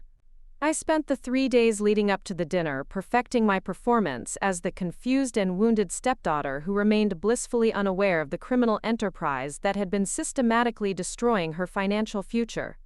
At work, I maintained my usual productivity while secretly coordinating with Marcus and his team of investigators, who were working around the clock to build an ironclad case against Victor's fraudulent activities. The security firm Marcus had hired proved their worth almost immediately. On Wednesday evening, as I walked to my car after staying late to finish a client presentation, one of their operatives approached me with information that made my blood run cold. Victor had hired his own surveillance team, professional investigators who had been monitoring my daily routines and collecting detailed intelligence about my personal and professional activities.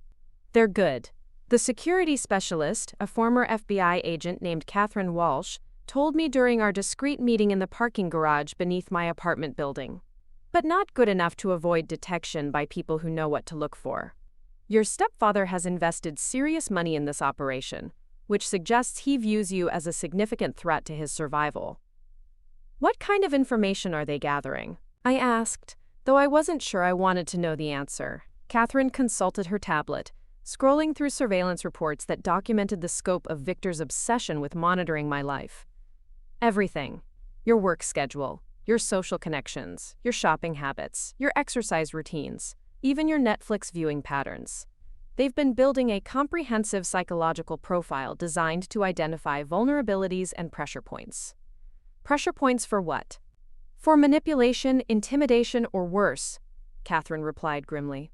The level of detail in their surveillance suggests they're preparing for some kind of escalated confrontation.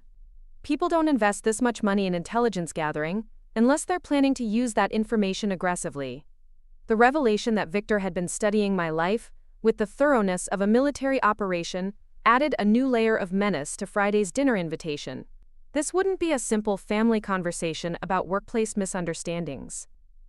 It would be a carefully orchestrated psychological ambush conducted by someone who knew my routines, my weaknesses, and my emotional triggers better than I realized. Catherine handed me a small device that looked like an ordinary car key fob. Emergency beacon, she explained. Press and hold both buttons simultaneously if you feel threatened or need immediate assistance. We'll have a response team positioned within 2 minutes of your mother's house during the entire duration of your visit. You really think Victor might become physically violent? I think Victor Sterling is a desperate man facing the collapse of everything he's built, Catherine said. Desperate people make unpredictable choices, especially when they feel cornered. We're not taking any chances with your safety. Thursday passed in a blur of normal work activities punctuated by the surreal experience of coordinating my own protection detail and reviewing legal strategies with Marcus's attorney team. The contrast between my ordinary professional responsibilities and the extraordinary personal crisis I was navigating felt like living in 2 different realities simultaneously.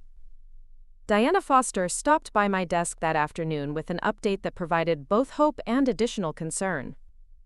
The company's internal investigation had identified the source of the unauthorized information sharing that had enabled Victor's surveillance operation.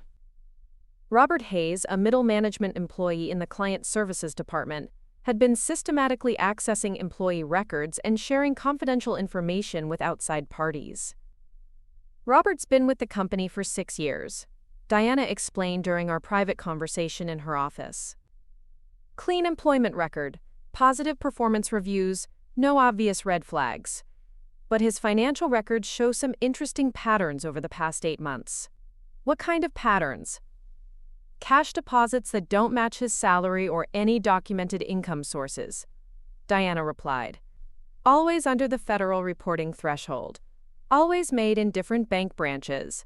Always followed by immediate transfers to accounts controlled by shell companies. Victor was paying him for inside information. That's our working theory, Diana confirmed.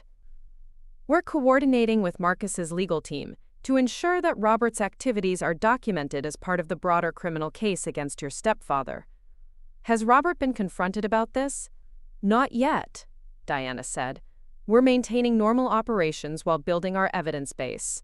Robert doesn't know that he's been identified, which means he might continue to provide intelligence that we can use to understand the full scope of Victor's information-gathering network. The strategic patience that Marcus and his team were displaying impressed me even as it tested my desire for immediate confrontation and resolution. Every day that passed without directly challenging Victor felt like an eternity, but I was beginning to understand that the methodical approach was necessary to ensure that his criminal activities were exposed completely rather than partially. Friday morning dawned gray and drizzly, the kind of Pacific Northwest weather that matched my emotional state as I prepared for what promised to be the most challenging performance of my life.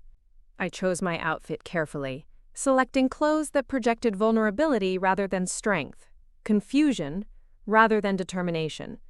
The goal was to appear like someone who remained unaware of the true scope of Victor's betrayal while being obviously affected by the workplace confrontation.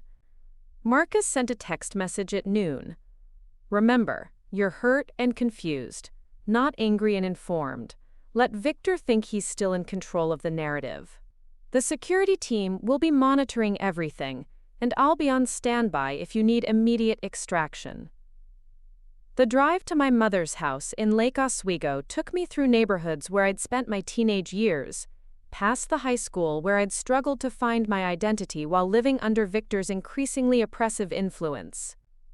The familiar streets felt different now, tinged with the knowledge that my entire adolescence had been shaped by a man who viewed me as an obstacle to be eliminated, rather than a family member to be nurtured. The Sterling house sat on a quiet cul-de-sac, a sprawling contemporary structure that Victor had purchased shortly after marrying my mother. It had always felt more like a showcase than a home, decorated with expensive furniture and art that reflected Victor's desire to project success rather than create warmth or comfort. Victor's BMW was parked in the circular driveway alongside my mother's Honda, both vehicles positioned in a way that would make it difficult for me to leave quickly if the conversation took an unwelcome turn. The detail felt deliberately intimidating, another example of Victor's compulsive need to control every aspect of his environment. I sat in my car for several minutes, reviewing my mental script and checking that the emergency beacon Catherine had given me was easily accessible in my jacket pocket. The house looked peaceful from the outside, with warm light glowing in the windows, and the promise of my mother's cooking waiting inside. But I knew that appearances could be deceiving, especially where Victor Sterling was concerned. My mother answered the door before I could ring the bell, as if she'd been watching for my arrival from the front window. Linda Sterling looked older than I remembered, with new lines around her eyes and a tension in her posture that suggested the strain of recent events was affecting her more than she wanted to admit. "Zara, sweetheart, I'm so glad you came," she said, embracing me with the kind of desperate hug that people give when they're afraid it might be their last opportunity. "Victor has been so worried about you since that terrible misunderstanding at your work." "Hi, Mom," I replied, forcing warmth into my voice while analyzing her words for signs of complicity or genuine ignorance about Victor's activities. "I've been worried too. This whole situation has been really confusing and upsetting." She led me through the foyer into the living room, where Victor was waiting with the kind of carefully composed expression that suggested he'd been rehearsing this encounter as meticulously as I had. He stood when I entered, extending his arms in a gesture that was meant to appear welcoming, but felt more like a trap being set. "Zara," he said with manufactured warmth, "thank you for coming. I know this week has been difficult for all of us, and I want to make sure we can resolve any misunderstandings before they cause permanent damage to our family relationships." "I appreciate that," I replied, accepting his embrace while fighting the urge to recoil from physical contact with someone I now knew had been systematically stealing from me and surveilling my life. "I have to admit, I'm still pretty confused about what happened and why." Victor gestured toward the seating area where my mother had already arranged a tray of appetizers and wine glasses. The setting was designed to create an atmosphere of casual family discussion, but I could see the calculation behind every detail, from the positioning of the chairs to the selection of my mother's most expensive wine. "Let's sit down and talk through everything," Victor said, settling into his favorite leather recliner while my mother and I took places on the sofa. "I think there may have been some miscommunication about my intentions when I visited your workplace." "There certainly was miscommunication," I agreed, allowing a note of hurt to creep into my voice. I was completely blindsided when Diana called me into that conference room. I had no idea that you'd been concerned about my work performance or that you felt it was necessary to discuss those concerns with my supervisors. Victor leaned forward slightly, his expression shifting to one of paternal concern. Zara, I need you to understand that everything I did was motivated by love and worry for your well-being. Your mother and I have both noticed changes in your behavior over the past several months, and we felt that your work environment might be contributing to some unhealthy patterns. What kind of changes? I asked, genuinely curious about what fictional narrative Victor had constructed to justify his attack on my career. You've become increasingly isolated from the family, my mother interjected, clearly reciting talking points that Victor had provided. Missing dinners, making excuses about work commitments, seeming stressed and distracted when you are here. And you've been defensive and secretive about your job responsibilities, Victor added. When we ask about your work, you give vague answers or change the subject. That kind of behavior often indicates that someone is struggling with professional challenges they're too proud to admit. The psychological manipulation was sophisticated, taking normal behaviors that could be attributed to career focus and reframing them as signs of instability and deception. If I hadn't known about Victor's criminal activities and ulterior motives, his concerns might have seemed reasonable and caring. I wasn't trying to be secretive, I said, injecting defensiveness into my voice as if Victor had struck a nerve. I just didn't want to bore you with details about marketing campaigns and client presentations. And yes, I have been working longer hours lately, but that's because I care about doing a good job and building my career. Of course you do, Victor said soothingly. And we're proud of your ambition and work ethic. But when career focus starts interfering with family relationships and personal well-being, it might be time to reassess priorities and boundaries. Is that what you told my boss? That I need to reassess my priorities? Victor exchanged a glance with my mother that lasted just long enough to suggest they'd rehearsed this part of the conversation extensively. I spoke with your supervisors about my concerns regarding your overall well-being and whether your work environment was contributing to stress and isolation. I may have expressed those concerns more urgently than I intended, which could have created the impression that I was questioning your professional competence. You think? I replied with more edge than I'd intended, then caught myself and softened my tone. Sorry, I didn't mean to snap. It's just that the whole experience was really humiliating and frightening. For a few minutes I thought I might actually lose my job over whatever you'd told them. I'm sorry about that, Victor said, though his expression suggested regret about the tactical failure rather than genuine remorse for the attempt itself. I should have spoken with you directly about my concerns before involving your workplace. That was a mistake in judgment on my part.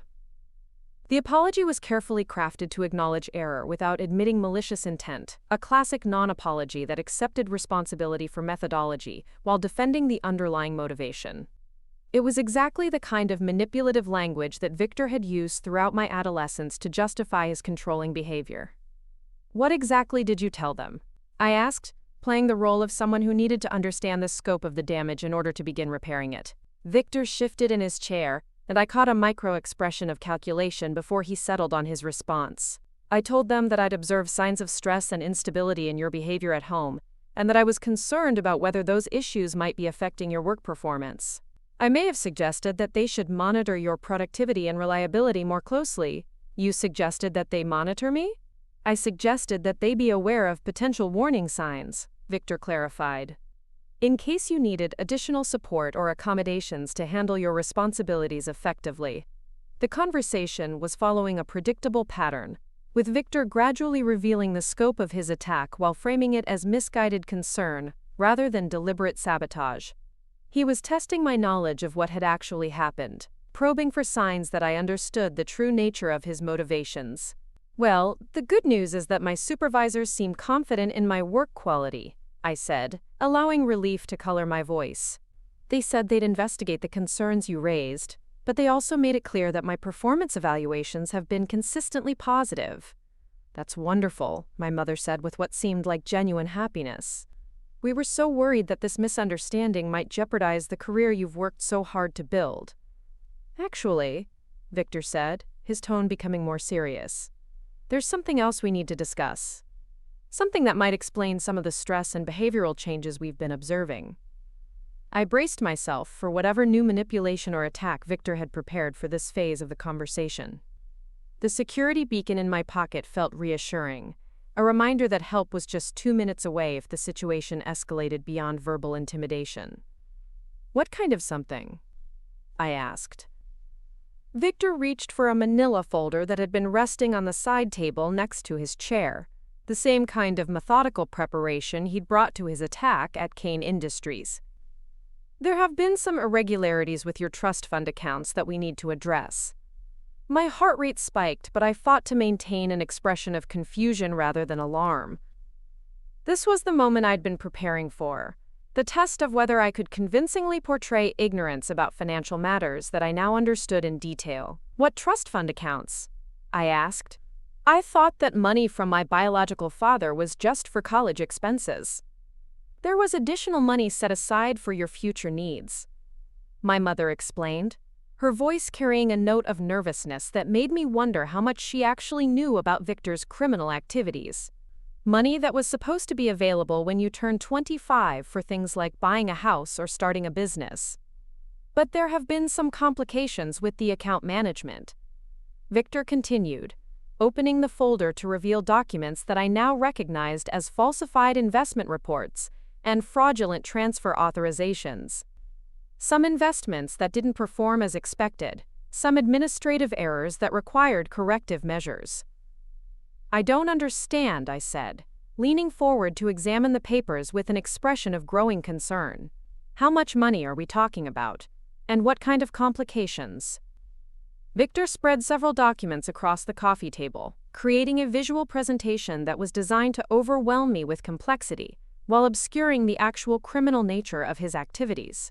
The original trust was worth approximately $300,000. Unfortunately, some high-risk investments and market volatility have reduced that amount significantly. "How significantly?" "The current balance is approximately $47,000, Victor said with practiced regret. "I know that's not what anyone hoped for, but the financial advisors felt that aggressive growth strategies were necessary to maximize long-term returns." The audacity of his lies was breathtaking. Victor was sitting in my mother's living room, calmly explaining how he'd stolen over $300,000 from me while portraying himself as the bearer of unfortunate news about market losses and investment failures. "47,000?" I repeated, injecting shock and disappointment into my voice. "But that means most of the money is just gone?" "Not gone exactly," Victor said quickly. "Some of the investments are still pending, and there's potential for recovery if market conditions improve. But the immediate liquid assets available to you are more limited than we originally anticipated. Victor has been working tirelessly with the financial advisors to try to salvage what they can," my mother added, reaching over to squeeze my hand in a gesture of comfort. "He's spent countless hours trying to understand what went wrong and how to protect what's left of your inheritance." The depth of my mother's apparent belief in Victor's fictional narrative was almost as disturbing as the theft itself. Either Linda Sterling was a more accomplished liar than I'd ever suspected, or she had been completely deceived by Victor's elaborate fraud scheme. "I appreciate everything you've done to help," I told Victor, forcing gratitude into my voice while studying his face for signs of how he was interpreting my reaction. "But this is all so overwhelming. I don't really understand investments or financial markets. Is there anything I can do to help recover more of the money?" Victor's expression shifted almost imperceptibly, revealing a flash of satisfaction that suggested my apparent vulnerability and dependence were exactly what he'd hoped to achieve. "Actually, there is something that might help stabilize the situation and protect what's left of your inheritance."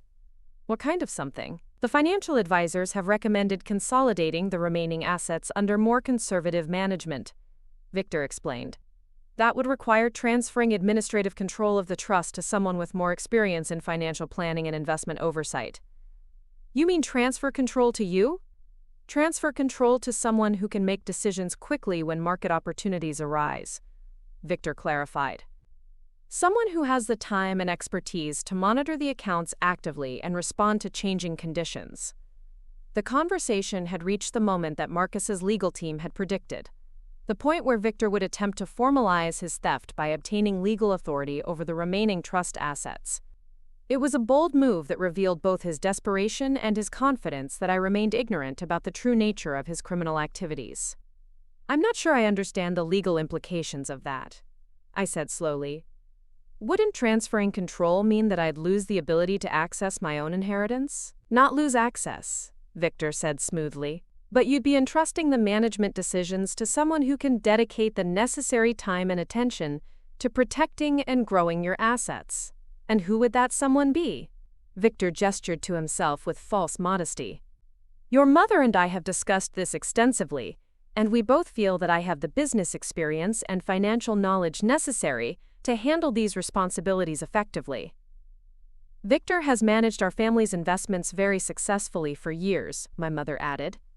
"Our retirement accounts and real estate holdings have all performed well under his guidance." The irony was staggering. Victor was using his wife's retirement security, which he'd probably also stolen or mismanaged, as evidence of his trustworthiness with my inheritance, which he'd already stolen and squandered on his failing business ventures. "This is all happening so fast," I said, allowing overwhelm to creep into my voice.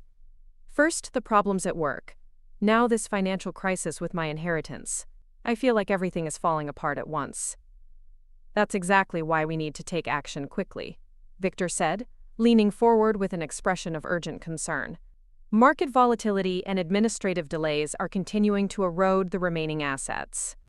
Every day we wait to implement proper management controls is another day of potential losses. But what if I need access to some of the money for an emergency or an opportunity?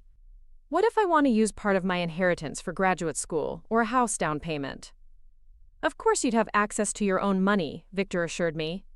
"Any significant disbursements would just need to be approved through proper financial planning protocols to ensure they align with your long-term financial goals." "Approved by who?" "By the trust administrator," Victor replied, "which would be me, acting in consultation with professional financial advisors and your mother as a secondary trustee." The control structure Victor was proposing would give him complete authority over my remaining inheritance while creating the illusion that I retained ownership and access rights. It was a sophisticated legal framework for formalizing his theft while maintaining plausible deniability about his criminal intentions. "I don't know," I said, shaking my head as if struggling to process the complexity of the situation. "This all feels so complicated and risky. What if something goes wrong? What if the new management approach doesn't work any better than the previous strategy?" Victor's expression flickered with impatience before he controlled himself and returned to his caring stepfather persona. "Zara, sometimes in life you have to trust the people who love you and have more experience with complex situations. Your mother and I have been handling financial planning and investment decisions for our family for years. We're not going to let anything happen to your inheritance. But you just told me that most of my inheritance has already been lost under the current management approach," I pointed out. "Why should I believe that changing administrators will produce better results?" "Because the previous problems were caused by external market forces and administrative inefficiencies that were beyond anyone's control," Victor explained. "What I'm proposing is a more hands-on, responsive approach that can adapt quickly to changing circumstances." "Victor," my mother interjected gently, "maybe we should give Zara some time to think about this. It's a lot to process, especially on top of the stress she's been dealing with at work." "Time is exactly what we don't have," Victor replied with more edge than he'd shown since I arrived. "Every day of delay means more potential losses and fewer options for recovery."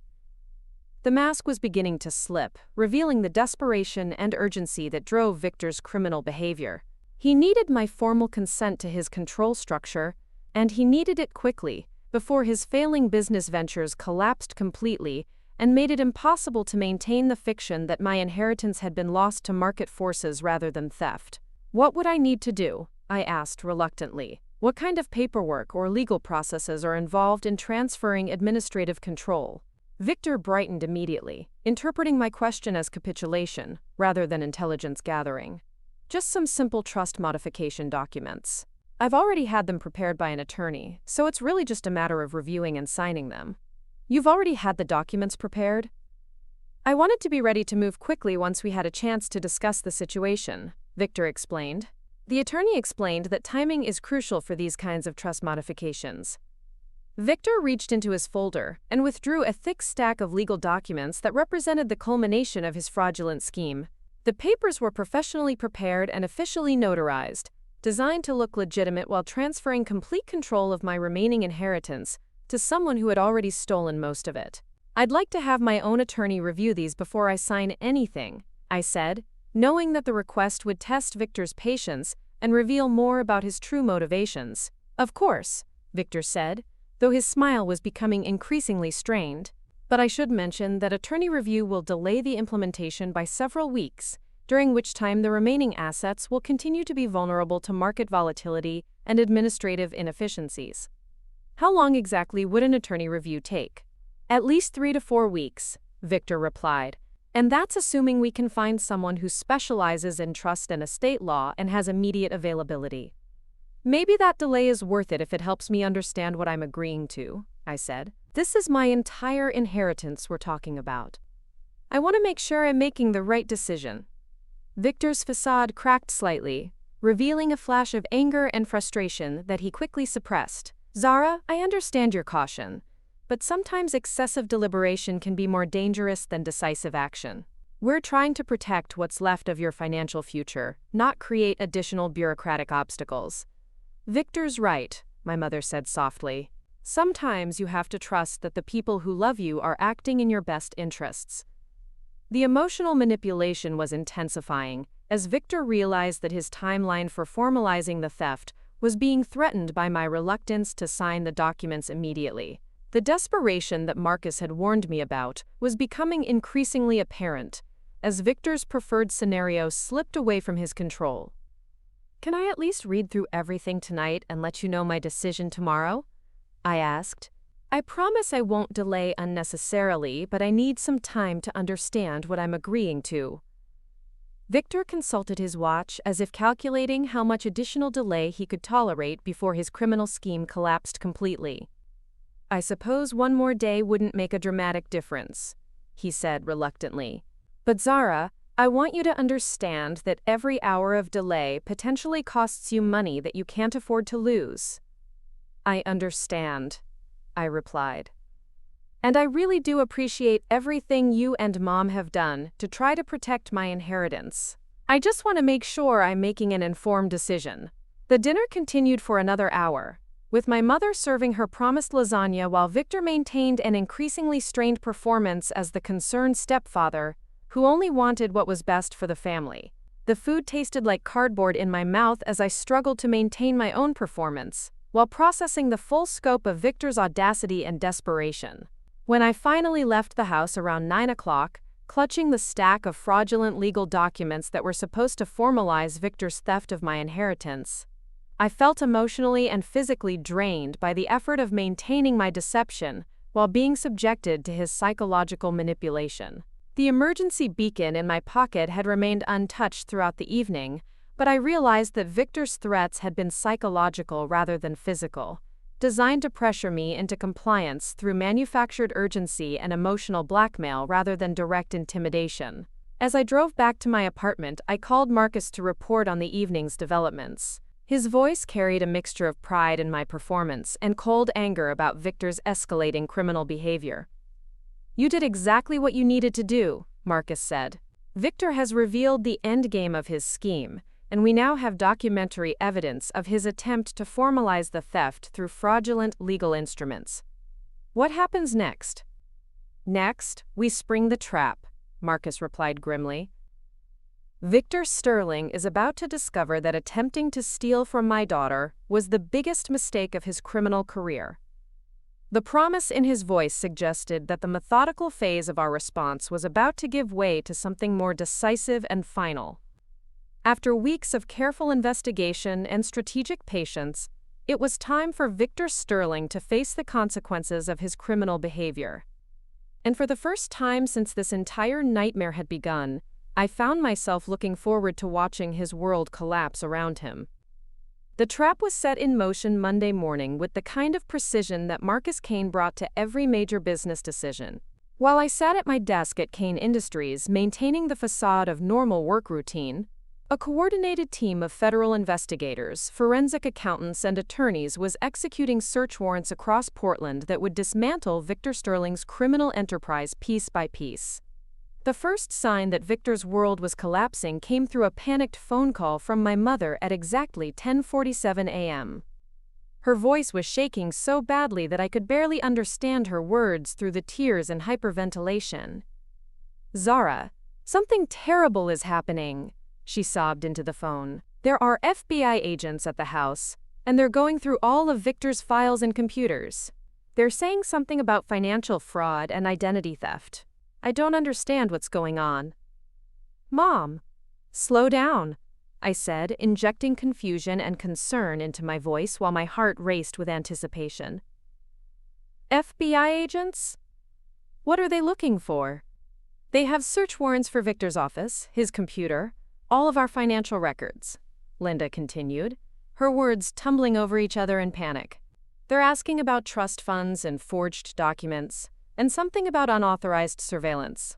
Victor keeps telling them there's been a mistake, but they're not listening." "Where's Victor now?" "They took him downtown for questioning," my mother replied. "He said he'd be back in a few hours after they realized their error. But Zara, these people seem very serious. They're treating him like a criminal." The irony was almost too perfect. Victor Sterling, who had spent months positioning me as unreliable and potentially unstable, was now being exposed as the actual criminal, while his victims looked on in shock and disbelief. "I'm sure it's just a misunderstanding," I said, playing my role as the confused family member. "Victor would never do anything illegal. Maybe there's been some kind of mix-up with paperwork or administrative issues." "That's what I keep telling myself," Linda said. "But the agents seem to know so much detail about our financial situation. They're asking about your inheritance, about investment accounts, about business loans that I didn't even know existed." "My inheritance? Why would the FBI be interested in my trust fund?" "I don't know," my mother wailed. "They're saying there might have been unauthorized transactions or something about forged signatures. Zara, what if Victor made some kind of mistake with your money? What if he was trying to help but did something wrong?" The pain in my mother's voice was genuine, and for a moment I felt guilty about maintaining my deception. But Marcus had warned me that Linda's reaction would reveal whether she had been a willing participant in Victor's crimes or an innocent victim of his manipulation. "Mom, I'm coming over," I said. "You shouldn't have to deal with this alone." "No," Linda replied quickly. "The agents said family members shouldn't come to the house while they're conducting their search. They said it could interfere with their investigation." "Then, where should I meet you?" "I'm going to wait at your Aunt Margaret's house," she said. The agents said they'd contact me when they were finished, and that Victor would probably be released this evening after they completed their questioning. But Victor Sterling wasn't released that evening. By 6 o'clock, Marcus called to inform me that federal prosecutors had filed formal charges of wire fraud, money laundering, identity theft, and conspiracy to commit financial crimes. Victor was being held pending arraignment, with bail set at an amount that his failing business empire couldn't possibly cover. The forensic accountants found evidence of fraudulent activity dating back over 3 years. Marcus explained during our secure phone call, "Not just the theft of your inheritance, but systematic fraud involving multiple investment schemes and real estate projects." Victor was running what amounts to a Ponzi scheme using stolen funds from various sources. "What about my mother? Is she being charged with anything?" "The evidence suggests that Linda was deceived rather than complicit," Marcus replied. "Her signatures on various documents appear to have been obtained through misrepresentation and fraud, rather than knowing participation in criminal activity." The relief I felt about my mother's innocence was overwhelming. Despite everything that had happened, despite the years of emotional manipulation and financial abuse that Victor had inflicted on our family, I hadn't wanted to believe that my mother would knowingly participate in stealing my inheritance. "When will this become public knowledge?" I asked. "It already has," Marcus said grimly.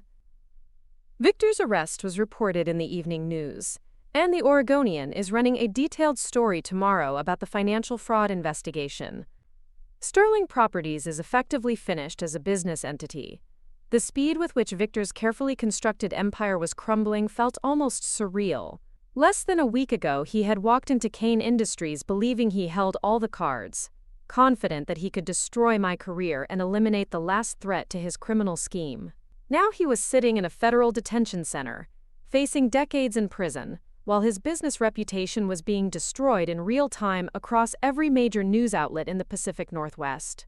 Tuesday morning brought a new wave of revelations as reporters began digging deeper into the scope of Victor's criminal activities. The fraud investigation had uncovered evidence that my inheritance was just one of many sources that Victor had systematically plundered to fund his failing real estate ventures. Diana Foster appeared at my desk with a stack of newspapers and a grim expression that suggested the media coverage had revealed information that was even worse than we'd anticipated. "Your stepfather made the front page," she said, spreading the Oregonian across my desk to reveal a headline that read, "Local developer charged in multi-million-dollar fraud scheme." The article detailed how Victor Sterling had used his position as a successful real estate developer to gain access to private investment funds, retirement accounts, and trust funds belonging to multiple families throughout the Portland area. My inheritance had been just one piece of a much larger criminal enterprise that had defrauded dozens of victims over several years. According to this, Diana continued, federal investigators estimate that Victor stole over $4 million from various sources. Your trust fund was actually one of the smaller amounts he'd taken. $4 million? I stared at the newspaper in shock, despite my carefully maintained performance as someone who was learning about Victor's crimes for the first time. How is that even possible? Apparently he was very good at targeting people who trusted him with their financial security, Diana replied. Elderly clients who hired him to manage their retirement investments, business partners who believed they were entering legitimate joint ventures, even some of his own employees who thought they were participating in company profit-sharing programs. And all of that money is just gone? Most of it, yes, Diana confirmed. The federal investigators are trying to recover whatever assets they can, but Victor's business ventures were so over-leveraged and poorly managed that there's very little left to distribute among the victims. The scope of Victor's criminal activities was staggering, but it also explained the desperation that had driven his attack on my career. He hadn't just been trying to protect his theft of my inheritance. He'd been trying to prevent the discovery of a massive fraud scheme that would destroy the lives of dozens of families and send him to federal prison for the rest of his life. Wednesday brought a phone call from my mother that revealed how completely Victor's arrest had shattered her understanding of the man she'd married and the life they'd built together. "The FBI agents came back yesterday," Linda said, her voice hollow with shock and exhaustion. "They wanted to go through all of my personal financial records, my retirement accounts, everything. Zara, he stole from me too. He took almost everything I had saved for retirement and used it as collateral for his business loans." "Mom, I'm so sorry," I said, and for the first time in days my emotions were completely genuine. "Are you going to be okay financially?" "I don't know," she admitted. "The house is mortgaged beyond its value, my retirement accounts are mostly empty, and apparently I'm partially liable for some of the business debts because Victor used my signature on loan documents. I might lose everything." The cruelty of Victor's betrayal was breathtaking. He hadn't just stolen from me, his stepdaughter, whom he'd always resented. He'd systematically plundered his own wife's financial security, condemning the woman who had trusted and supported him to potential poverty in her later years. "We'll figure something out," I told her. "You're not going to face this alone." "I keep thinking about all the signs I missed," Linda continued. "The way he was so secretive about his business dealings, the expensive purchases that never seemed to match his stated income, the way he always had an excuse when I asked questions about our finances." "You trusted someone you loved," I said gently. "That's not a character flaw, Mom. That's being human." "But what about your inheritance?" she asked. "The FBI agent said that money is probably gone forever." "I'm so sorry, Zara. I should have protected you better. I should have asked more questions about what Victor was doing with your trust fund." "Don't blame yourself," I replied. "Victor is a professional criminal who spent years perfecting his deception. He fooled a lot of people who were much more sophisticated than either of us." Thursday brought the arraignment hearing that would determine whether Victor Sterling would be released on bail while awaiting trial. Marcus attended the hearing as a victim's advocate, representing both my interests and those of several other families who had been defrauded by Victor's schemes. The prosecution argued that Victor represents a significant flight risk, Marcus reported during our lunch meeting. His business empire has collapsed, his personal assets have been frozen, and he's facing potential sentences that would keep him in federal prison for the rest of his life. Did the judge agree? Bail was denied, Marcus said with satisfaction. Victor Sterling will remain in federal custody until his trial, which is scheduled to begin in 6 months. 6 months feels like a long time to wait for justice. 6 months is actually quite fast for a federal fraud case of this complexity, Marcus explained. The prosecution wants to move quickly because they have such overwhelming evidence, and because there are so many victims who need closure and potential asset recovery. Speaking of asset recovery, what are the chances that I'll get any of my inheritance back? Marcus's expression grew more optimistic. Better than most of the other victims, actually. Because your trust fund was specifically identified and tracked through the forensic accounting investigation, the Federal Recovery Program will prioritize returning whatever assets can be liquidated from Victor's holdings. How much are we talking about? Possibly $60,000 to $70,000, Marcus replied. Not the full amount that was stolen, but significantly more than we initially hoped to recover. The prospect of recovering even a portion of my inheritance felt like an unexpected victory, but it paled in comparison to the satisfaction of knowing that Victor Sterling would spend the rest of his life paying for his crimes. Friday brought the closure that I'd been waiting for since the day Victor had walked into Kane Industries, with his folder full of lies and fabricated evidence. Marcus called to inform me that Victor had agreed to plead guilty to all federal charges, in exchange for a sentence that would keep him in prison for 25 years minimum. 25 years? I repeated, hardly believing that justice was finally being served. He's 54 years old, Marcus pointed out. Even with good behavior and early release programs, Victor Sterling will be nearly 80 by the time he's eligible for parole. His criminal career is effectively over. What about the other victims? Are they satisfied with the plea agreement? Most of them are relieved to avoid a lengthy trial, Marcus replied. The plea agreement includes full cooperation with asset recovery efforts and detailed confession about the scope of his criminal activities. That should help maximize the amount of money that can be returned to the families he defrauded. That evening, I drove to my mother's house for a conversation that had been weeks in the making. Linda Sterling looked like she'd aged a decade in the past month. Her face drawn with stress and exhaustion from losing the husband she'd trusted and the financial security she'd worked to build. I keep thinking about what I should have done differently, she said as we sat in her kitchen, surrounded by the remnants of a life that Victor's crimes had shattered. All the warning signs I missed, all the questions I should have asked. You're not responsible for Victor's crimes, I told her firmly. He was a professional criminal who spent years perfecting his deception techniques. The FBI agent said he'd been running similar schemes for over a decade before he even met you. But what about your inheritance? Linda asked. If I'd been more careful with the trust fund management, if I'd insisted on independent verification of the investment reports, maybe I could have protected your money. Mom, I said gently, there's something I need to tell you. Something about how Victor's attack on my career backfired in ways he never could have anticipated. I spent the next hour explaining everything. Marcus Kane's true identity as my biological father, the hidden protection and support that had shaped my career development, the sophisticated investigation that had uncovered not just the theft of my inheritance, but the full scope of Victor's criminal enterprise. Marcus Kane is your father? Linda stared at me in amazement. The CEO of your company is actually Marcus? He's been watching over me for years without my knowledge, I confirmed.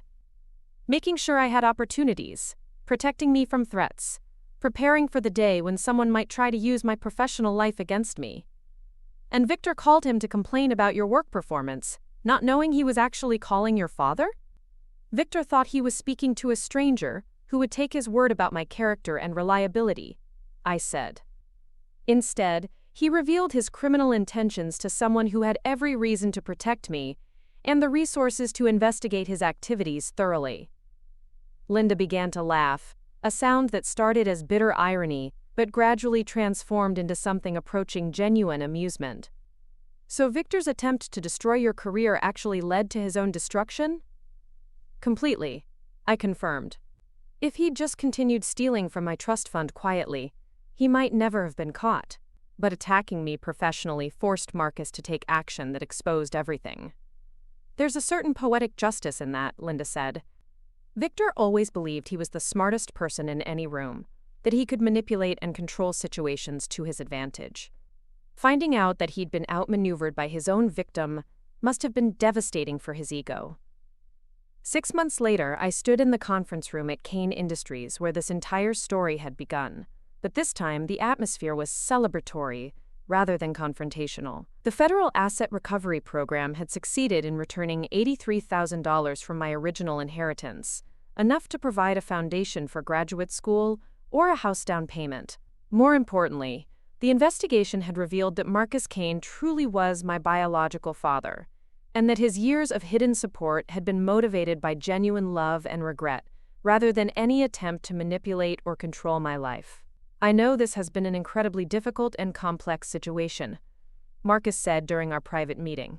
And I know that learning about our relationship under these circumstances wasn't ideal for either of us. I'm grateful that I learned the truth, I replied. And I'm grateful that you were there to protect me when Victor tried to destroy everything I'd worked for. What happens now? Marcus asked. How do we move forward as father and daughter while maintaining our professional relationship? Carefully, I said with a smile. But hopefully with the knowledge that we've already survived the most complicated test our relationship is likely to face. Marcus stood and walked to the window that overlooked downtown Portland, the same view that had provided the backdrop for our first conversation about Victor's crimes and our hidden family connection. Victor Sterling made one crucial error in his criminal planning, he said thoughtfully. He assumed that you were isolated and vulnerable, with no one to protect you or advocate for your interests. He never imagined that attacking me professionally would trigger a response from someone with the resources and motivation to destroy his entire criminal enterprise. I agreed. He certainly never imagined that his victim's boss would turn out to be her father, Marcus added. Someone who had been waiting 20 years for the opportunity to finally step forward and protect his daughter. The irony was perfect and complete. Victor Sterling had spent months planning an attack designed to eliminate the last threat to his criminal scheme. Instead, his sabotage attempt had triggered the very response that led to his downfall, his imprisonment, and the destruction of everything he'd worked to build. As I left Kane Industries that evening and drove home through the Portland streets where this entire drama had unfolded, I reflected on how completely my life had been transformed by Victor's failed attempt to destroy my career. I'd gained a father, recovered a portion of my stolen inheritance, and watched justice prevail over criminal manipulation. But more than anything else, I'd learned that sometimes the people who try to tear you down end up providing the catalyst for your greatest triumph. Victor Sterling had intended to leave me isolated, discredited, and financially vulnerable. Instead, his attack had brought me closer to family I'd never known I had, revealed strengths I'd never realized I possessed, and demonstrated that truth and justice could prevail, even against sophisticated criminal schemes. Victor Sterling would spend the next 25 years in federal prison, paying for his crimes while the families he'd defrauded rebuilt their lives with whatever assets could be recovered from his collapsed empire. My mother would start over financially, but with the support of a daughter who finally understood the full scope of what she'd endured and survived. And I would continue building my career at Kane Industries, but now with the knowledge that I was part of a family that valued protection, justice, and standing up for what's right, even when the cost is high and the outcome uncertain. Sometimes the best revenge isn't getting even. Sometimes the best revenge is watching someone destroy themselves with their own criminal behavior while you emerge stronger, wiser, and surrounded by people who actually care about your success. Victor Sterling had tried to write the ending to my story, but in the end, I got to write his. Up next, you've got 2 more standout stories right on your screen. If this one hit the mark, you won't want to pass these up. Just click and check them out.